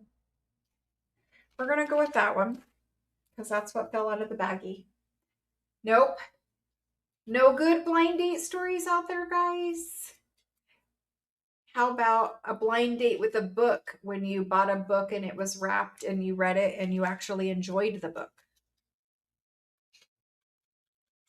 I think that's a really great premise, is the blind date with a book. And so it's like a used book, a previously read book. And I see them at the antique stores where people are selling them.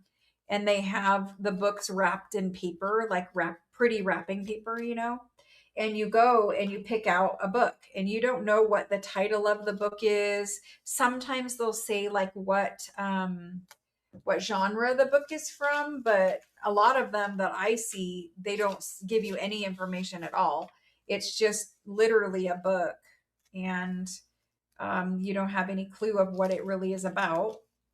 And you buy the book and you take it home and you read it, and you either like it or you don't like it, but um, it's called Blind Date with a Book. And if I was going to have a blind date, it would probably be that kind. So, anybody do that? Anybody know what I'm talking about? Blind date with a book is cool. Blind date books. Oh, wait a minute. Married almost 50 years, and your dad did do a security check on him as he regretted not doing it on the first. Yeah. Yeah. Um, I really want to glue stick this, and I'm going to glue it right on the bag. Would I ever do this in real life crafting? No, but I am going to do it right here because my little paper fell on the floor and I don't want to get it. So there's that. We're collaging the back side of this bag. There's that. Getting all my excess glue off. And here is my little number label. You guys have heard, some of you, one time I shared about my ex-husband. Yeah, we're not going down that road today, but marriages work out for a lot of people and they're great. It just didn't go that way for me.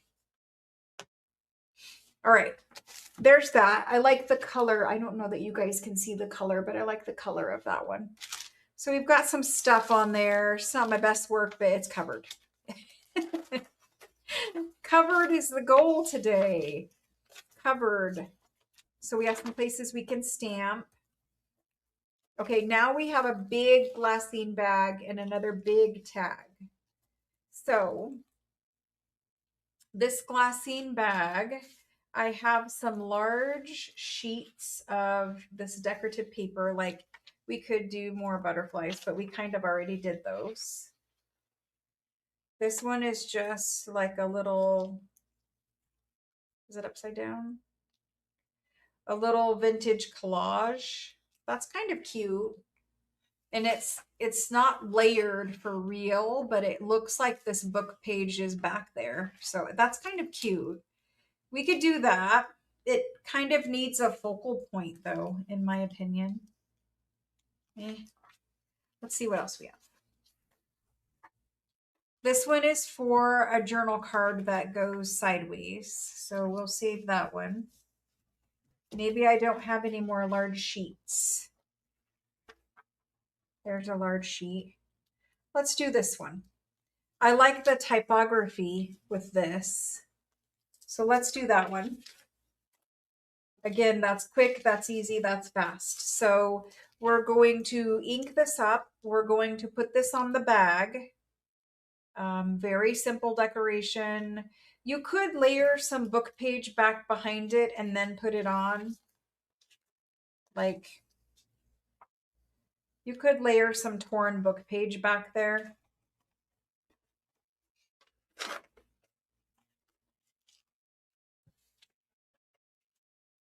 I like it up on that side. Let's just do that quick. Okay. And then we will put some decoration on our tag.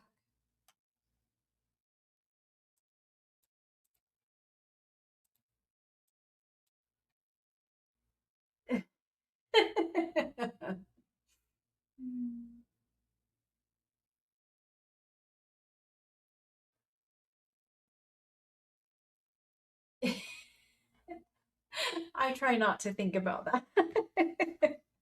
Whatever. Um, he definitely lives an alternative lifestyle. So let's glue this down. Yeah, I won't be sharing that story live ever again because I don't like it. Well, I said it once. I'm not going to say it again. My ex-husband has chosen an alternative lifestyle, one that I could not follow him with. So there we go. I know I need to shut up because it just makes you more curious. There's that one on that. And we're going to ink up this little sheet of, this is ephemera from China, and use it up ephemera. You'll keep my secret.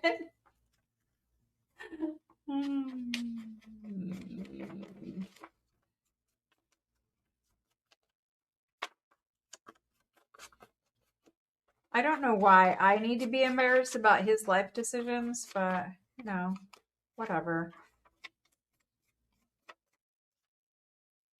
Oh, I like that. Much better inked. Let's stick that on.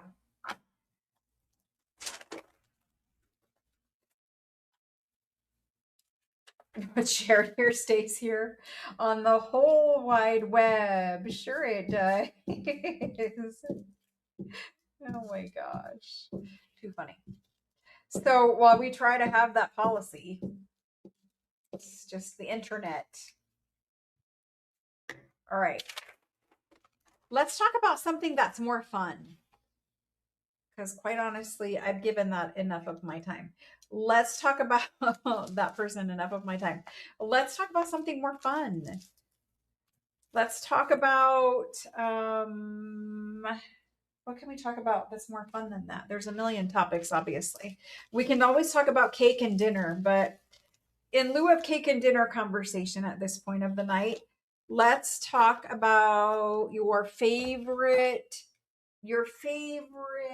style of junk journal. Like, do you like flip flop? Do you like single signature? Do you like multiple signatures? Do you like hard cover? Do you like soft cover? I don't know. What's your favorite style of junk journal? Favorite style, type, kind, whatever, however you want to say that. I have these pieces of French ledger paper, and I'm going to stick this one on here as a background.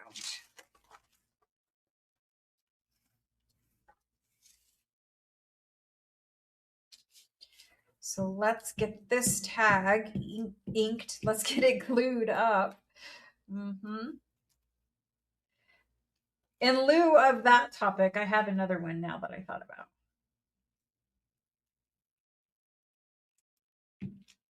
We'll see if you guys talk about your favorite style. Folder type cardstock cover. Single signature. I like exploring different kinds too. I think it's fun and it keeps you from getting like too bored, too sometimes things become too safe, right? Oh, I just missed that. Too safe, too, I don't want to say boring, but kind of. I get bored with making the same thing over and over again.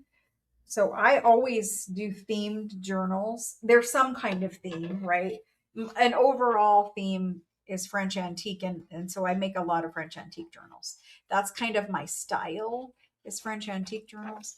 But working through the kits, I always do a themed journal because I think if we work through different themes, different styles of covers, whatever, it keeps it interesting for me. It keeps it, my brain, learning different things, learning different, like this one right here, for instance, this file folder journal. I would never decorate ephemera after it was glued into a journal. But here I am, we're decorating ephemera after it's glued into a journal. So, like, we go with the flow. It might be a little more challenging. Sometimes things might take a little longer, or sometimes they might be a little faster. I just enjoy doing different kinds of things. And a lot of what I do is repetitive, but in a different decorating style. And then it doesn't feel repetitive or as repetitive anymore, right? Like I've collage tagged several times, the same exact tag. But if I do them in a different style, decorating, if I use different supplies, supplies can also keep you from getting bored. Get new supplies, something that you're excited about. Maybe you find something in your stash you forgot about and you get excited, right? So I think my favorite is a single signature journal. I don't say always, I pretty much always make a single signature journal because it's what most people buy, right? When they shop on Etsy for a journal, they buy a single signature more than they buy multi signatures. I think for people who use journals, a single signature, yes, you have to buy a new journal sooner than one if it has a bunch of signatures, but that means, you get to buy a new journal. You buy one from a different creator, you buy one in a different style, maybe you had, botanical one time and you want to go steampunk the next time, right? So the variety is good. It keeps us from getting bored. Not fun to making soft covers. Everyone, you got to try it and you got to figure out what you like and what you don't like, right? Everyone is different. This tag is going in this pocket. And I want to make sure that whatever I put on it works. I have this piece of washi that we could stick down that side. It kind of goes with the purple. I need to cover where you don't have to, but the little paper was cut because the ledger paper was cut because this paper was going to be folded into an envelope. And then I didn't ever fold it into the envelope. I just left it. And then it got put in the scrap bin.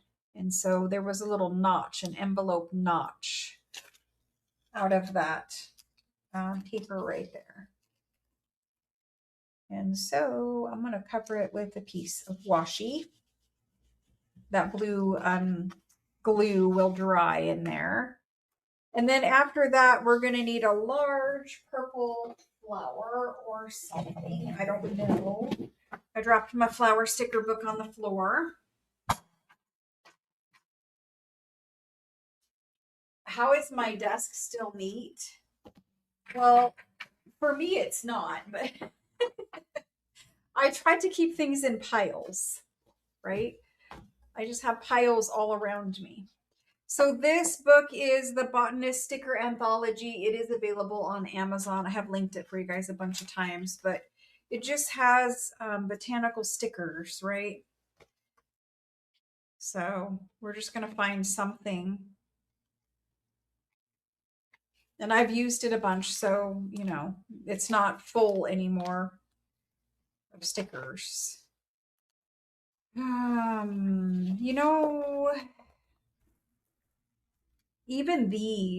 Even those would look nice right there. We could use this greenery.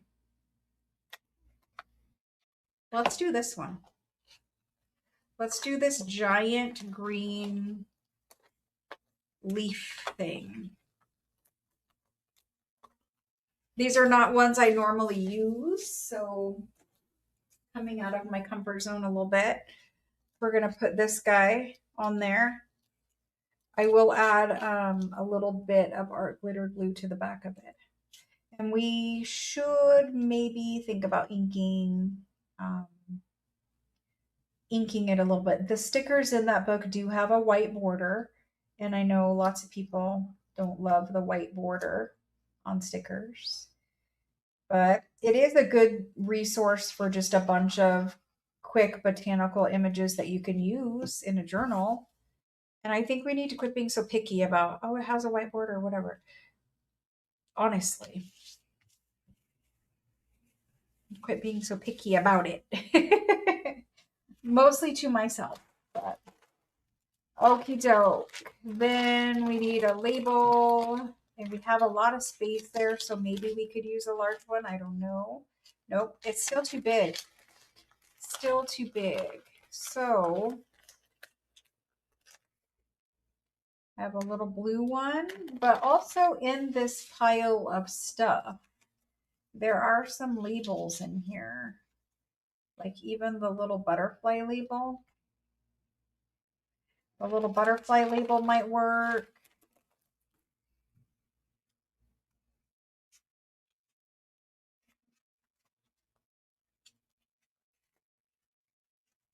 Normally I would organize this by size so that digging through it is easier, but I didn't, so. All right, well, I know there's more labels in here. I don't know where they are. But we're gonna cut out this one and we're gonna use it.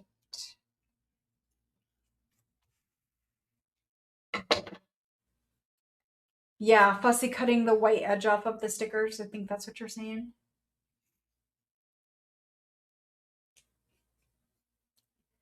All right, let's glue this guy down. I'm not even going to ink it. Just going to get glue on it. So I don't know how many pieces of ephemera we've made so far, but a few. I know I'm trying to do it quick, but it's not really going as quick as I had hoped. It will be okay in the end. Nothing is perfect that I've made so far. But it is faster make ephemera. And I don't make anything and finish and whatever, sell anything that I'm not happy with. So if there is something that I make tonight and I don't totally love it, I will remake it. But I think that kind of matches. It's kind of, it's good. It's all right. So all right. We have not stuck any that I'm aware of French ladies in here yet. I don't believe we've stuck any French ladies in here, so we could switch it up and decorate with a French lady. I need to stick this pocket in. This pocket is just folded out of it goes like this, folded out of an 8x8 piece of paper, and then it tucks in. It could be just paper clipped in, but I'm gonna glue it. I will leave it so that someone can use it as a pocket behind as well. I'm not going to, but I will leave it so that there are options for the owner of this journal.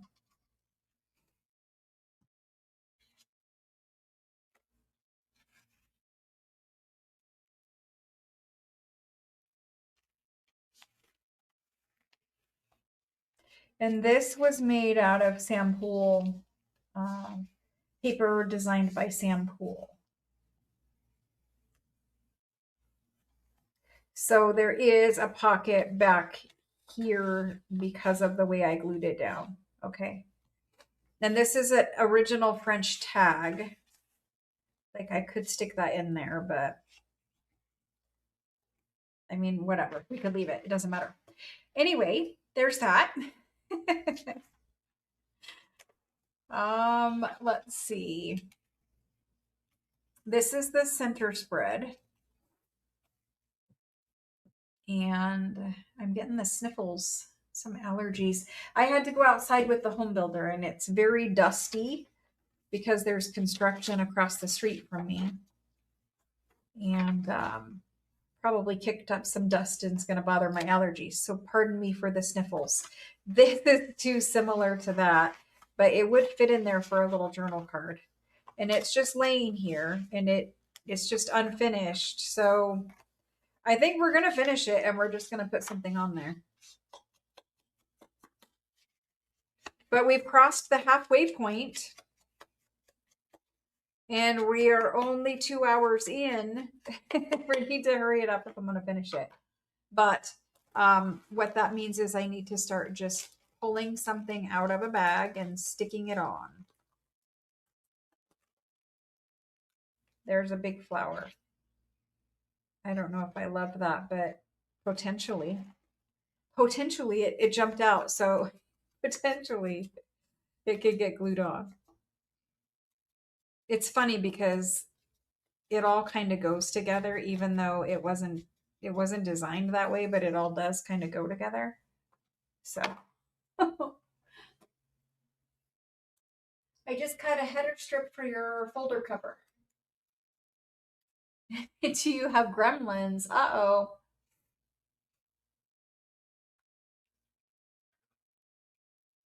All right. So my other topic that I want to ask you guys is, for those of you who drink coffee, what is your favorite type or flavor of coffee?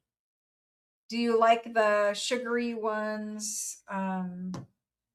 Right now, lately, I have been getting, which way does this flower go? Like that.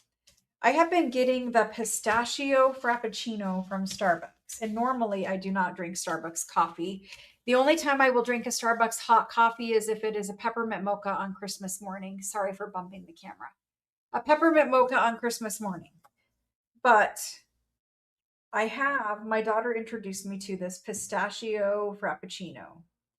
And it doesn't taste like nuts or anything like that. It is a nice sweet frappuccino, right? It's a blended coffee based, blended whipped cream, so super decadent, right? Beverage. And I have really been enjoying that. And that was what I had this afternoon. But normally I just make coffee at home. So that was like a nice treat. Okay, we have a large one here.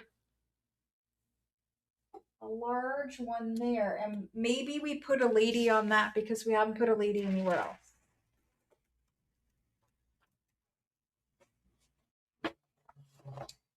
We need to find a lady that will fit.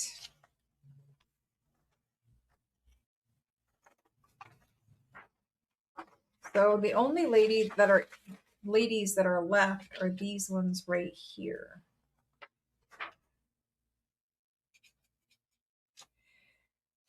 And if I cut that one out, she will fit on there, but she will lose part of her dress.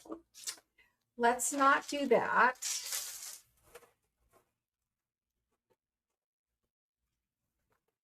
Let's see if they can find any shorter ladies in here. I mean, there's these ones, but she's too big. Those are a pair. They're all the same size. Okay. So not a lady. Got it. Something right there.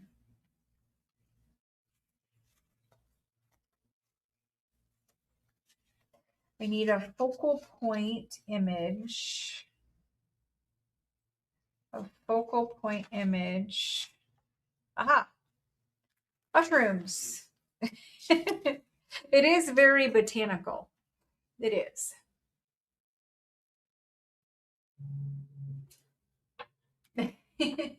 Hello, Patty. Sorry you're not feeling good. Yes, I hope that improves for you. Usually make coffee at home, half and half, with whipped and cinnamon. Ooh, cinnamon and sweetened with agave. Good. Chai tea lattes are amazing. I do like that. Seattle best at home and pumpkin spice. Italian sweet cream, that is a good creamer. I know exactly what you're talking about.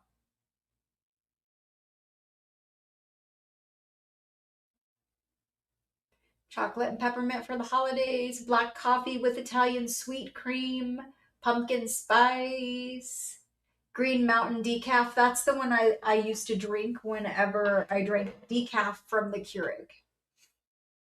Chocolate hazelnut, Death Wish. Oh, wow. Wow. That sounds good, Lisa. Community dark roast. also sounds good. Black dark roast. I can't have black. I just can't do it. I can't do it. Vanilla half sugar latte.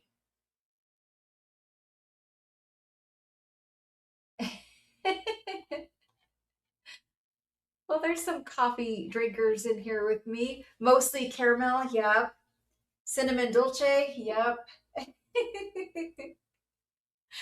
I have not tried. So my daughter, she's very much into coffee. She, she'll whatever the flavor, the new flavor is, she'll try it. And they have some lavender syrups, and they make some coffees with lavender in them, or like lavender with lavender cold foam. Lavender sounds like it would be good. I tasted it one time. I had one when we were out, my daughter and I were out together, and I had one. And I just thought the lavender did, it kind of had it was very earthy. It almost tasted like dirt because it was very earthy. So sometimes when I try to be like outgoing with my coffees, like my daughter is, I'll try whatever the new one is, and I just cannot.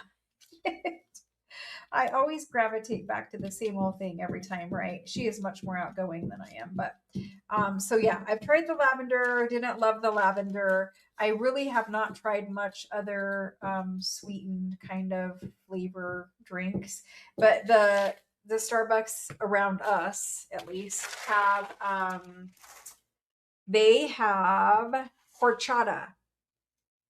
How many of you here know what horchata is? Horchata. Well, horchata. Horchata in coffee sounded kind of weird. Horchata coffees, whatever. So she tried horchata. She said it was great. Horchata is like a cinnamon creamy kind of flavor. Yeah. It's a I believe it's like a spiced creamy um South American, maybe Mexican, I'm not really sure. They serve it a lot at the Mexican food restaurants, so but anyway, horchata. So yes, that's what the local ones are serving now are horchata. I have not tried it. I'm not really a big fan of horchata. Coffee bar for graduation?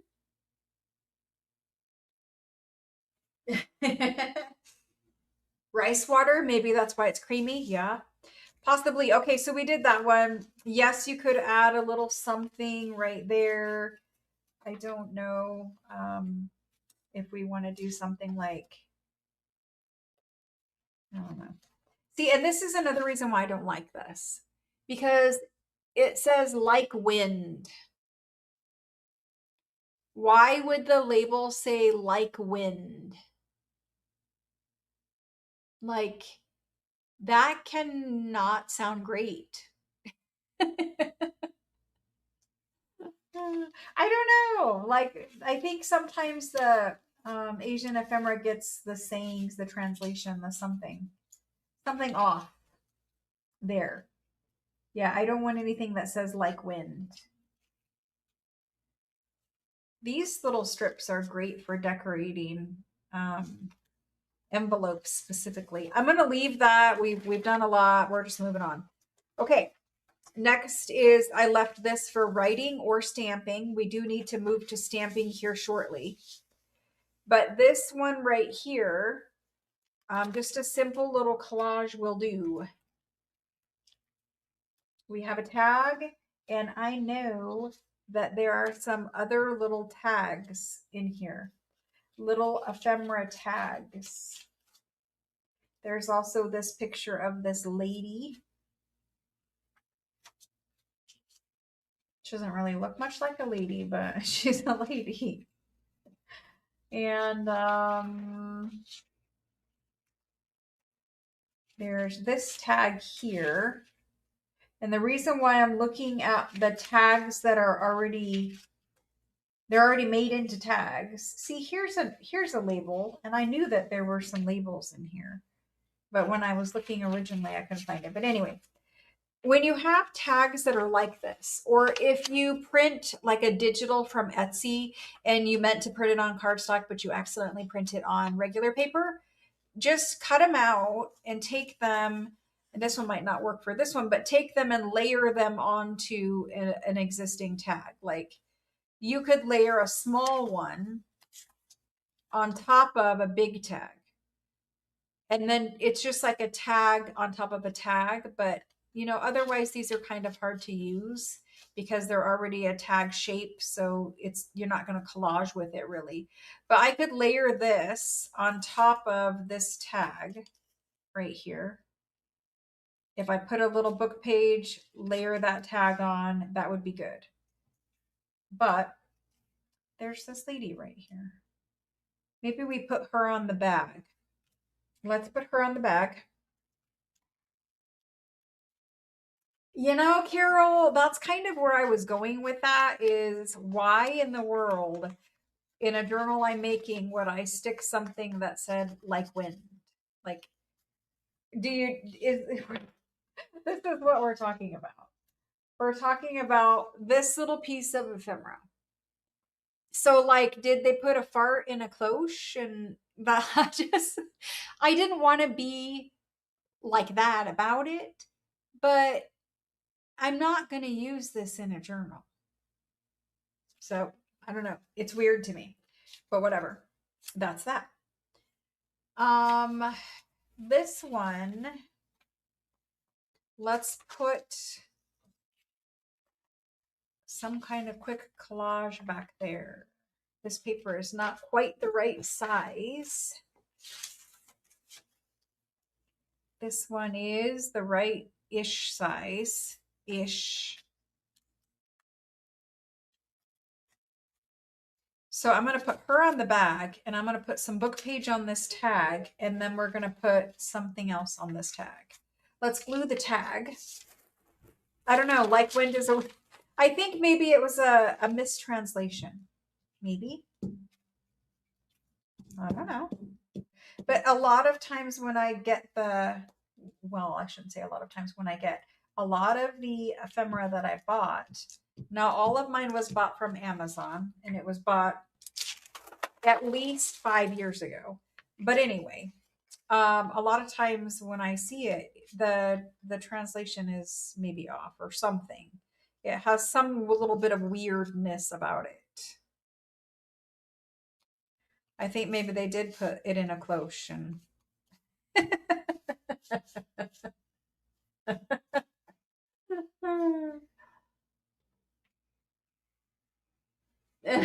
Marie.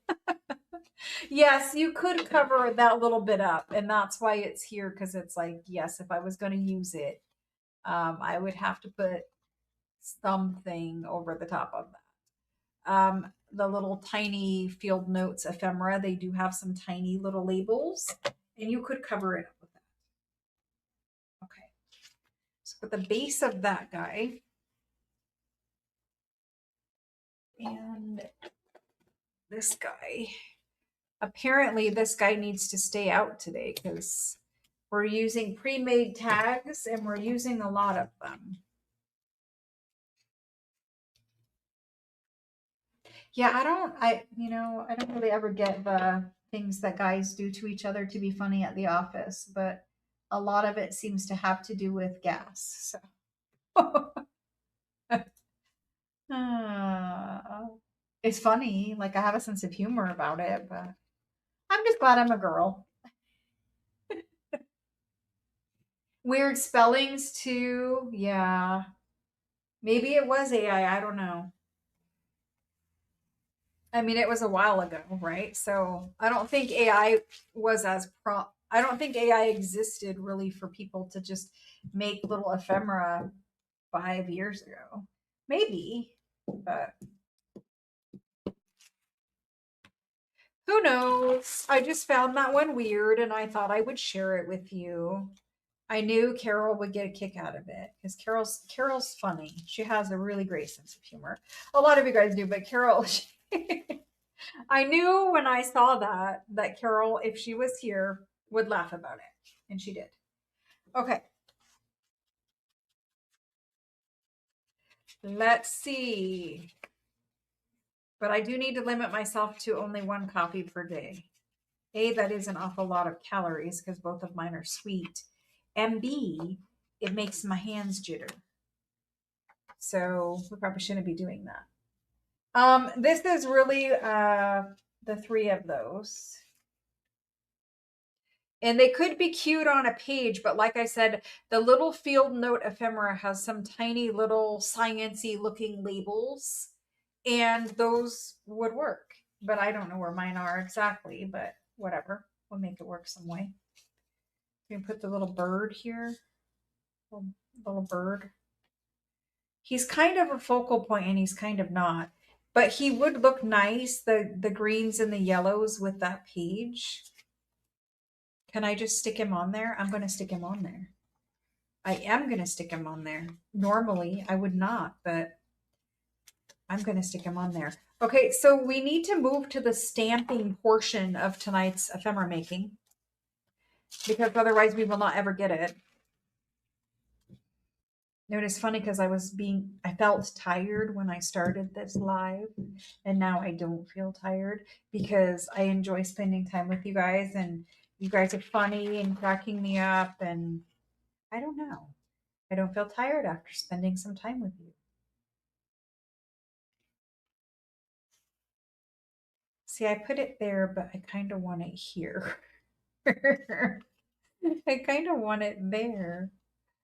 There's just too much open space on that side. Okay, so we're going to put him there.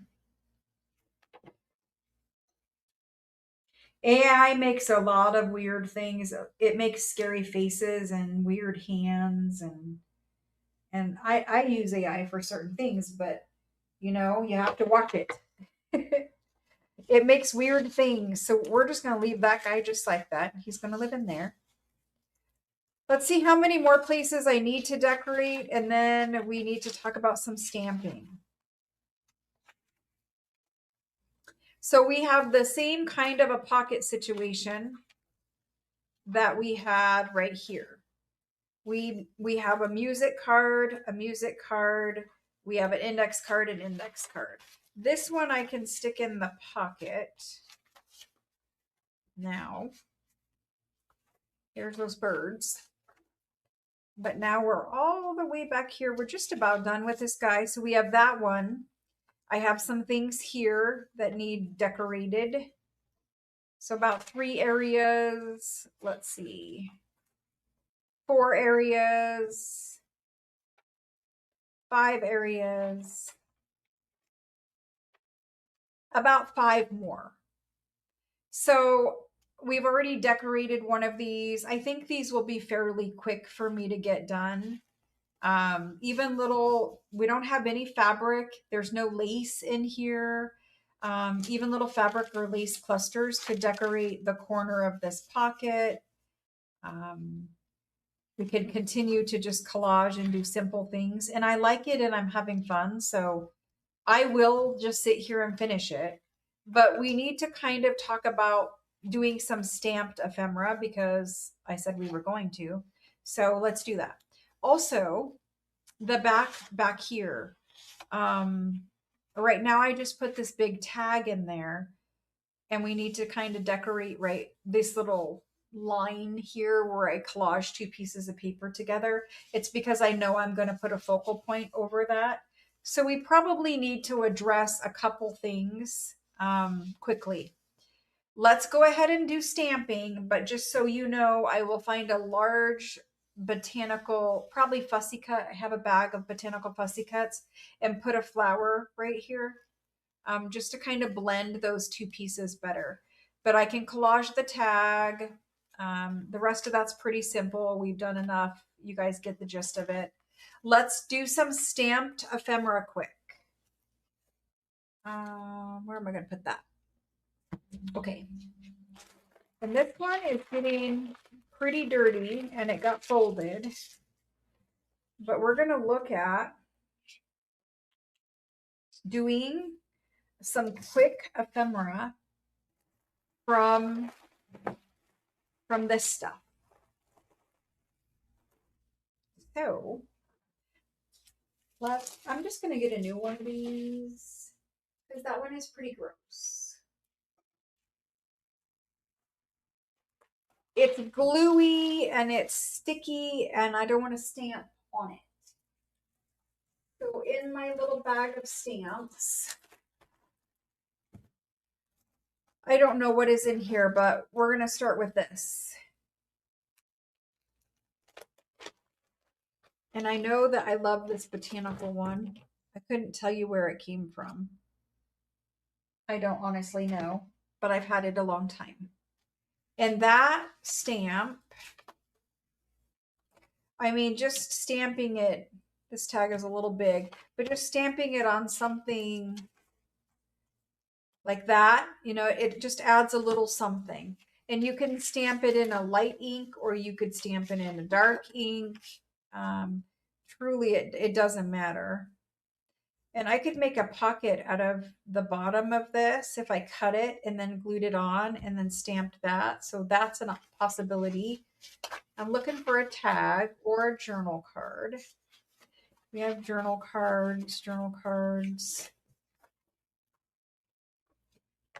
There's a little notebook. Just stamp that on there. You know, on the notebook cover, it would be really nice to emboss the botanical on there just because it's a notebook. It's a tiny little stapled notebook.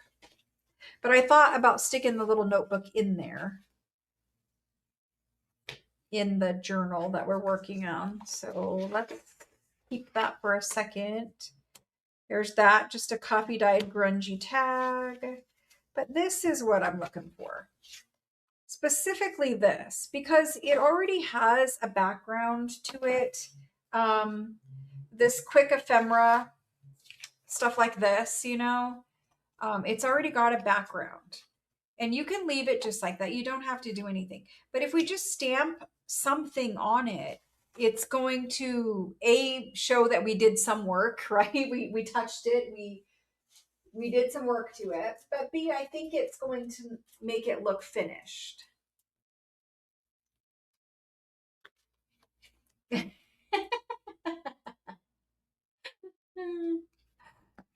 Okay, so the toot humor.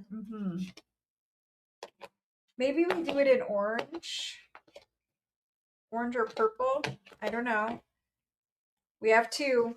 I mean, we have more than two, but let's try it. I think orange would be nice. Spiced marmalade. I don't know. Let's try spiced marmalade. I did bring some blocks in here, but I don't feel like using a block right now. So if I can get away without using one, then I'm not going to use one. This is an old stamp, like I said, and I have used it for mixed media, and it does have some stuff stuck in it. I'm going to try it on a scrap piece of paper or something first, but well, it's just a tag. I don't really care. Even if it doesn't come out perfect, I don't really care. So anyway, here's the orange. I don't know what kind of flower this is.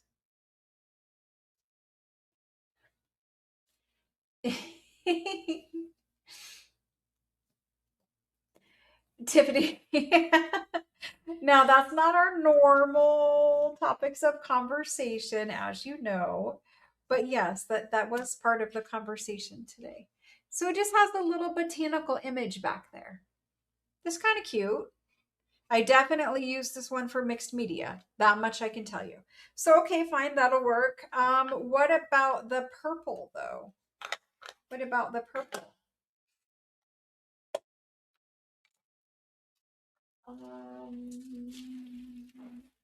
I did need a baby wipe to clean off the different colors of ink.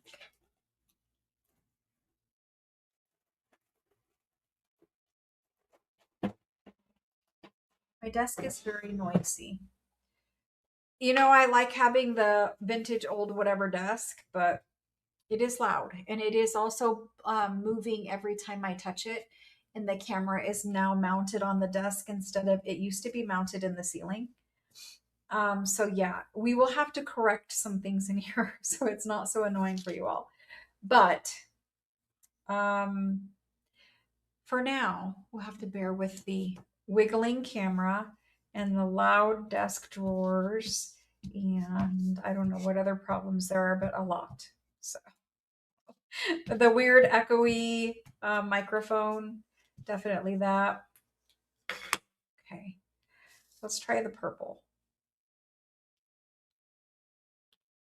And it's not a perfect stamp. I don't have it on a block, and I've used it for mixed media, so it's not a perfect, but it does pretty good. It does pretty good. So there's a couple little tags. Like I wouldn't stick them both in this journal, but for sure one of these could be used just stamped on. We don't need to spend 5 hours collaging. We could just stamp a flower, right? So I like the purple. I really like the purple. And the scary thing is if you already put in all your ephemera and then you're like, oh, I'm going to stamp on something. If you're trying to stamp on, something that's already glued in your journal, if you try stamp and it doesn't work out, you're going to have to collage over it. Another reason why I don't like putting my ephemera in my journal, I can't find anywhere to stamp this flower at the moment, but you could stamp in there. But if you mess up when you stamp in a journal, like everything's already sewn in, glued in, whatever, you're just going to collage over it and it's going to look intentional. It's going to look like you meant to collage right there and it'll be fine. All right, so there was a little flower one. Let's see what else we can do for quick little stamp things. I mean, you could stamp on anything, but I did have specific things I wanted to make. Obviously, these kind of things are great stamped on. We have some, I mean, I have a fairy. I don't know if we want to put a fairy on anything, but we could put a fairy on there. There's a fairy, there's a castle, there's some bee stuff. Here's a key.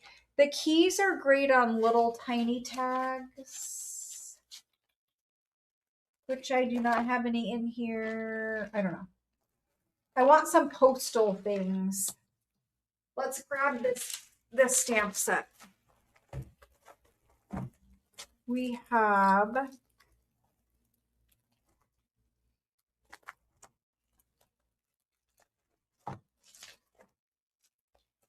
this one. We have this one.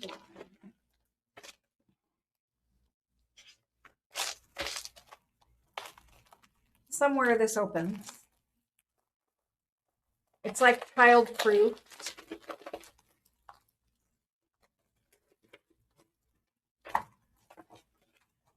And what I want is like a postal cancel. Maybe the little wavy lines that go over it.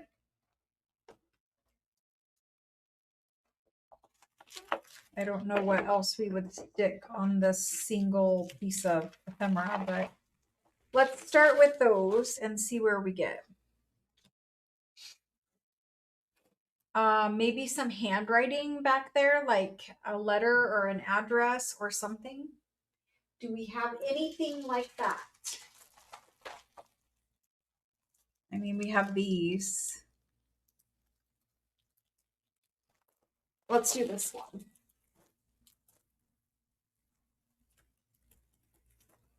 Speaking of purple, where in the line is purple journal?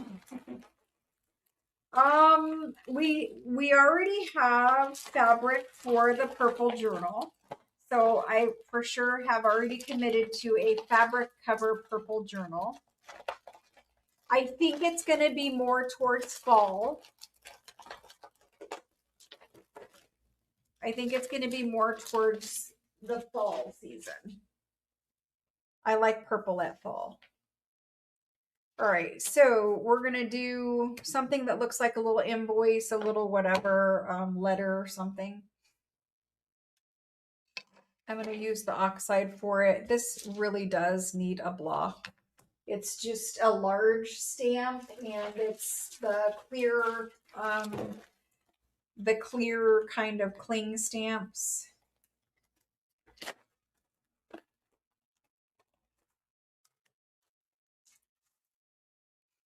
So let's get it on a block quick.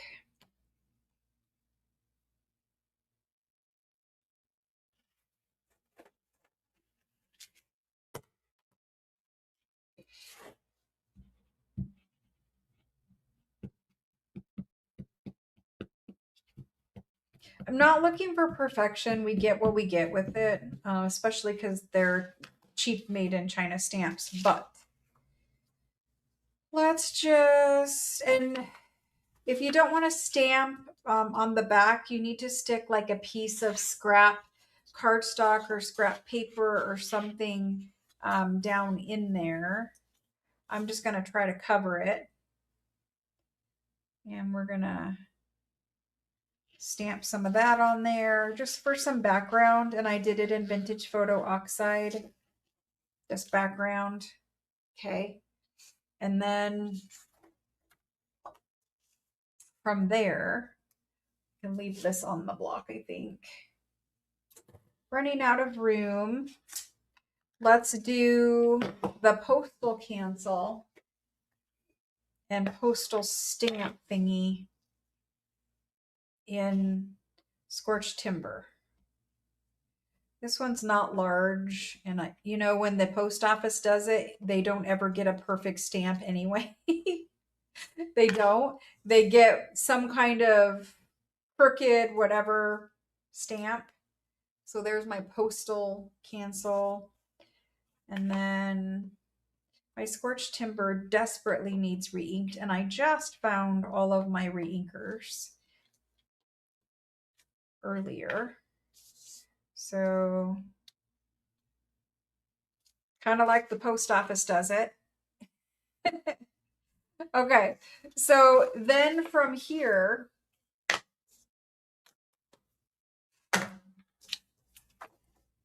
just going to ink the edges of it like we normally would.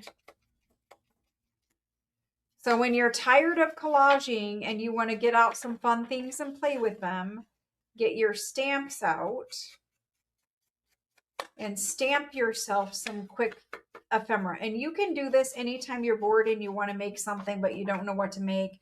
Maybe you're in between working on journals, but you want to make something. Get your stamps out, have a little fun. We always buy the stuff and we never use the stuff. So yeah, we need to be better about using our stuff. I'm terrible. Like, I'm giving you advice that I need to take myself.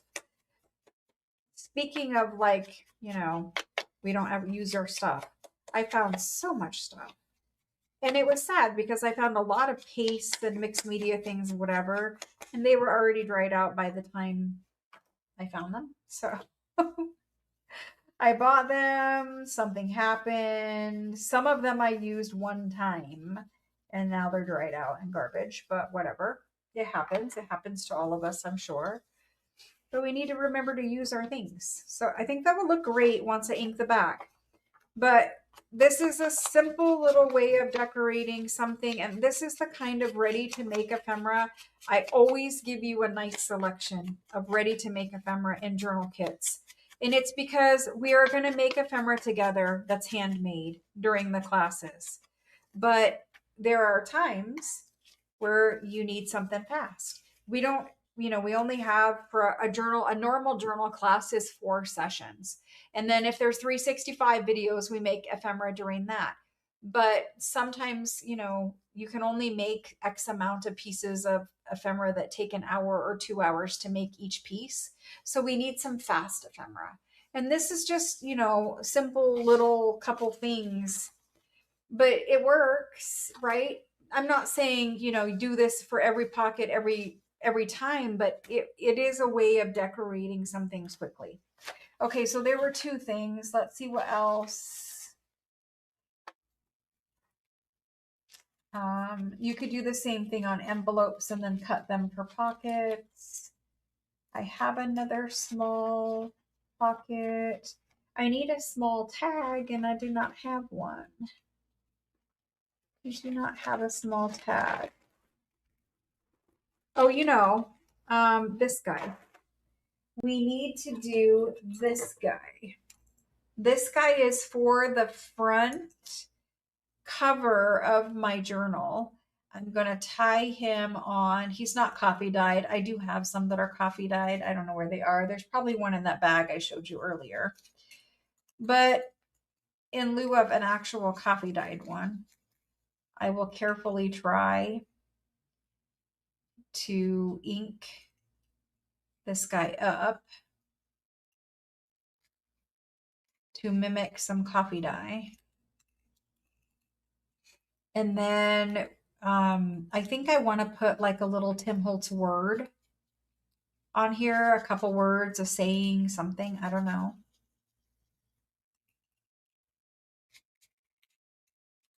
Something cute. So I'm going to actually ink this a bit. And then I think I'm going to splatter some water on it, because that's another way that we can decorate a background quickly. And I'll show you that here too. So we're going to ink this up a bit. And I'm just doing the vintage photo, but I'm going to get a good bit in there and a good bit here. Okay, and once you have that inked, you can, so you want to spray it with some water, and it's just going to create a little bit of, some paper towel in here too. It's going to create a little bit of water drops, and those water drops are going to become your background. There's my paper towel. Good old Viva paper towels. Okie dokie. So if it's too much water, it'll wash away most of your ink. You're looking for like raindrop effect, like a little spit. So that was a lot of spit. That was a lot of spit. We're looking for some dribbles. There we go. Some dribbles. And once you get them on there, just blot them off. There we go. And then blot them, and you get these little speckles where it removes just enough. I'm trying to show you, but it's not really showing on camera. It removes just enough ink where you get a speckly little background back there. You guys see the little drops? I don't know if you can see them or not. Let's do the other side. Maybe that'll be better. So you're just looking to remove some.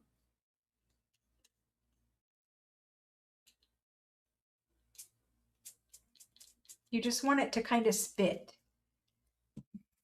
You know, like spitting rain. You got to want it to spit like that. So now we're talking about spit. But you get these little interesting speckly dots. I don't know if it's showing up on camera, but it's a nice texture. It makes the tag look really old. You can hit it diagonally too. And I can see, like, you can even take a brush and dot that off of there, like a water brush, and get it off. But there's little speckles now all over my tag, and it's just making it look more vintage. I don't know how to show you with the lighting. You can see some speckles, but not perfectly. But anyway, it makes it look much more vintage if you actually take some off with the water. But for the backgrounds, we can do, need a smaller tag so it doesn't take us forever. Smaller, plain manila tag. I know I had some because we saw them just a little bit ago. Smaller manila tag right there. A smaller one even would have been better, but because it's just going to take us a little while to do a background with that one, but whatever, that's what we have. So let's do the background with some, I want you to see it. Let's do the purple. Let's do the purple. So I need something to do a background with. Do I have a brush? Oh, I have a tiny brush. That's going to take us a long time, but we're going to get it done. So normally you would do a nice blended background and you'd use a big brush. I don't have a big brush. I have a little brush. And so we're just going to get a lot of purple color back there. I know this brush is tiny. We're going to get a lot of purple back there. Then you don't need it. It doesn't have to be even. It can be lighter, darker, whatever. It doesn't matter. Just blend up some color on there. You get a hot spot, and it's because you don't start off gotta start off the thing and go on. Whatever. This is just a plain manila tag. It's not a Tim Holtz kind of cardstocky tag. We're just getting some purple in there. And then, so I've got the outside really, really dark. I do try to make that inner part there a little lighter. Again, a bigger brush would have given us a nice blend, but yeah, this is not gonna work, but whatever, it'll work fine at the end. I'm trying to do it light. Trying. Because you want a little bit of light in that center where you're going to put like a stamped focal point, right? You want a little bit of light. So I'm going to blend that as much as I can blend it with this tiny little toothbrush size brush. But okay, fine. We have enough color there. That's great. You're going to see the speckles. You're going to see the speckles on this one for sure. So try doing it where you get bigger droplets.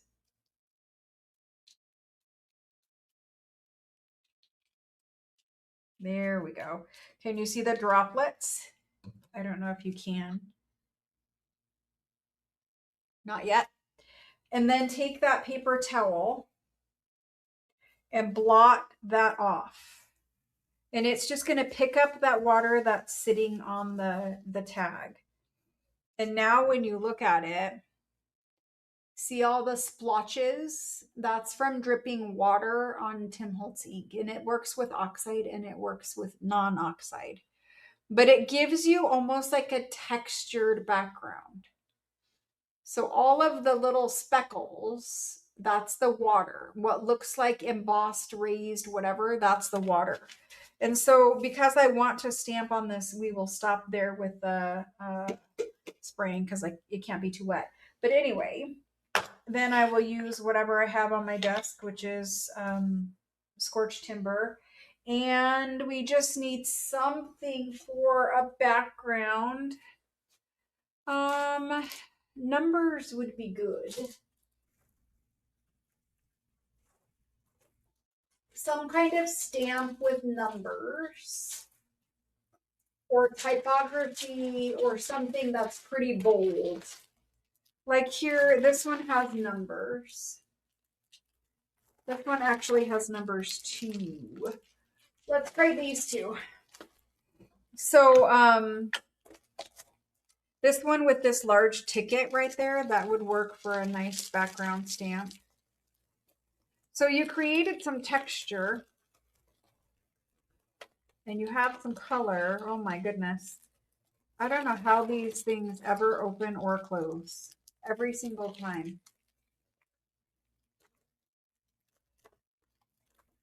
Oh, I love his spray bottle. I love his spray bottle. I think this spray bottle is great.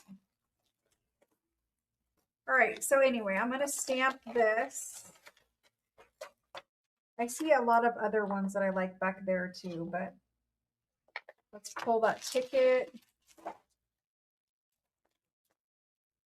Let's pull this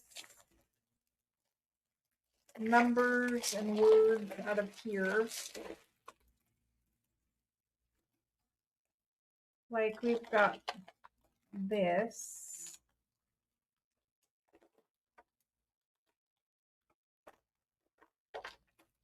And let's pull a couple smaller ones. Okay. So then I can stamp with a darker ink.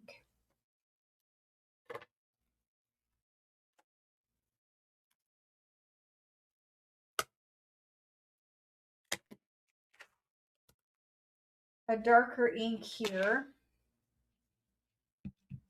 I'm just going to use the scorched timber. It's pretty light.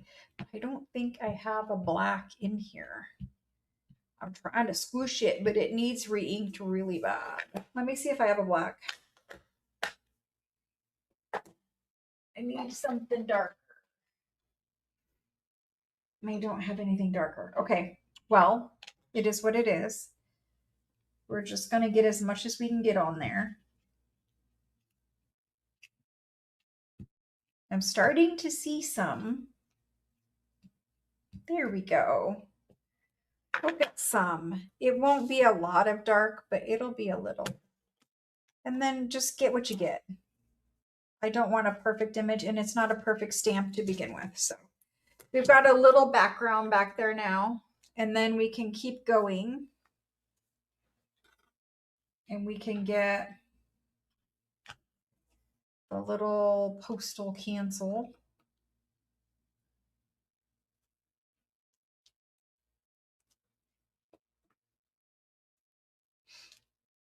Wherever it wants to fall, apparently. Okay. Then I've got this little guy. It just has some numbers, I think.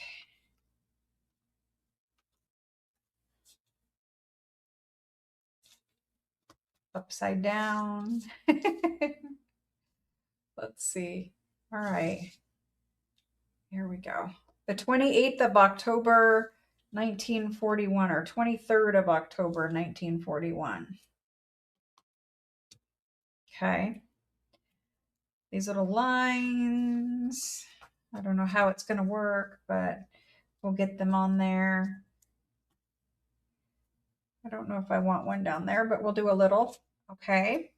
I need one good focal point of this one. Aha. Love it. Done. So now I have some background back there on that side. Then from there, I would do a focal point, some kind of image, something. But at least we have our speckly background, some miscellaneous whatever stamping back there. And then I did not plan it. So let's pull out some kind of,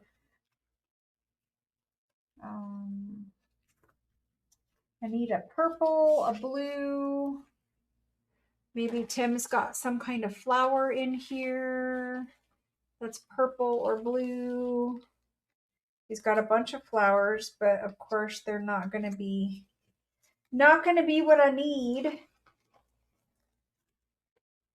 Something like this, if it was bigger, would be great. I mean, we have some purple. I can't make that work, but you get the idea. Then you put your background on. Maybe we need a little white texture paste. Honestly, I would probably do some white texture paste and then hit it with some water so that the texture paste would get a little purple in there. I don't truthfully ever know which way these flowers go. I don't know. But you could put a focal point on here, but it would need a little bit of light. I think it's a very dark purple tag, and I think a little white texture paste with some water, you could even blend it with a brush to get the texture paste to be a little purple around the edges, and then put a focal point. I don't have, I mean, I looked in here, like, I don't really have anything to finish this guy off. I mean, what I do have is very small, like,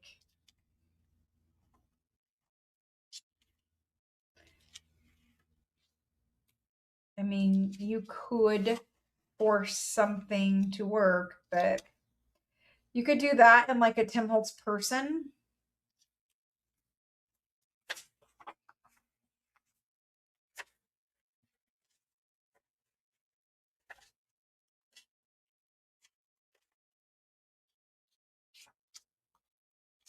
All right, well, I don't necessarily have a focal point in this pile, but we've played around with some images. Yeah, you need a Tim Holtz person and something lighter back there because it's super dark. You almost could make that work. Almost. It's very, very close to working. Okay, so we have the idea of that. We have the water splotching kind of idea down. Yeah, all of those are bigger. So we could quickly make some ephemera by doing a little blendy background, spraying some water on it, doing a little background stamping. We could quickly make some ephemera by stamping just a simple focal point on it. And we could make a little pocket or whatever with some background stamping. It's just some ideas, right? And this guy I am going to put on the front. He's getting dry. But I'm going to put him on the front and I'm just going to put some little Tim Holtz words and maybe one tiny, tiny, tiny little flower. So, you know, some kind of cute saying, something like that. But that was very, very quick little play with some inks. I do need to bring a bigger brush in here other than a toothbrush, but because it's pretty small, like the end of a finger. But whatever. I will bring a bigger brush in here. I like the spray bottle. I'm surprised you guys didn't like it because honestly, the spray bottle, and you guys know, like I'll be critical if I don't like something, but the spray bottle, it allows you to get bigger drops or the fine mist or whatever. I really liked it, and I have a bunch of these. I even use these around the house to clean because I like the spray. So I'm surprised. I'm surprised. Okay, back to our journal. Back to our journal. I might try to play with this because I've made it and I don't know what else I would do. It's pretty bold. We don't really have anything else bold like that in here. But maybe there's a page like here. We have some purple. Like you almost could put that in there in this little pocket right here. So that might work. That might end up being a finished project. I kind of like all the neutrally stuff, the way that the neutrals are working. But this is what we did today. We decorated that pocket, that journal card. You can't see it. That pocket, that journal card. We decorated that little pocket, just making a little paper cluster. We decorated that. We made a little journal card for here. It's just a guest check. And it's not my super fun way of pulling things out, but whatever. And then we decorated that. We decorated that. I could put the little purple flower tag in here instead of that one too. That would work. We made this just out of washi tape. We did a little decoration there. We decorated that one. We made this tag back here in the back. Then we went through and we decorated that glassine bag and made a journal card. We put a little something back there. And then on this one, we decorated this glassine bag by doing a collage, and we made that one, that large tag, the French ledger. And if you noticed, this French ledger was crossed. And can you even really tell, or do you even really care that there's part of a cross on that? No. That's my point, is the crossed ledger, it does not matter. But whatever, there's that. And then we glued this in because I'd already made it. And then we went to this side and we put these mushrooms on this collaged envelope, and we made a little journal card inside of here. And then we went to this one and I made a little tag. I need to just move this because I don't want to put the journal on it because my inks are still wet. But we made a little tag, a little birdie and some book page, and put that little lady on there. And then we went there, and I'm pretty sure that's where we left off. And I have just 3 areas that need decorated still. But this guy's coming right along. He's getting kind of chunky and fat. Like I can still squish him, but I could decorate for another 2 or 3 classes if I really wanted to. But I think we're going to call it good. And then I'm just going to take some, I'll finish those pockets that need decorated. But I've just taken some rough, torn, coffee dyed, um, careful of your tabs when you're tying it, but just some coffee dyed, rough torn canvasy, or it's like muslin, and it'll just tie down across the bottom. But yes, and then I will put my little Tim Holtz words, and this guy will be in there with a little saying and a cute little flower. So that's kind of my plan for that journal. I think we did good decorating it. I think we did good.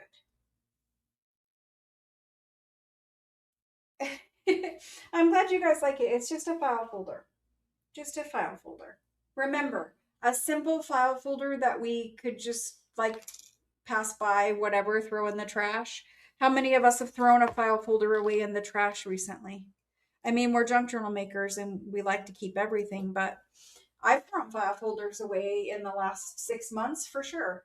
And they can be made into journals. Okay, so I'm going to turn this camera back around and then I will say my good nights to you all. I will be back here on Tuesday for a live sale. Hold on 1 second though, because I announced that I was due. Yes, okay, fine, we're good. I'm like, wait, I didn't remember about 4th of July, but we have a ways before 4th of July, so we're good. I was worried that when I said I'd be here Tuesday and Thursday of next week, I'm like, but 4th of July is coming up. It's not till after that, so I'll see you guys on Tuesday. Thanks so much for hanging out with me. Thanks for those of you who decorated and made the file folder journal with me. Thank you for doing that. And I hope you guys have a great weekend. I won't see you guys until again on Tuesday. So have a great weekend. Have a great night. Go eat some cake. Hopefully, we'll have some better topics other than the two that I talked about tonight.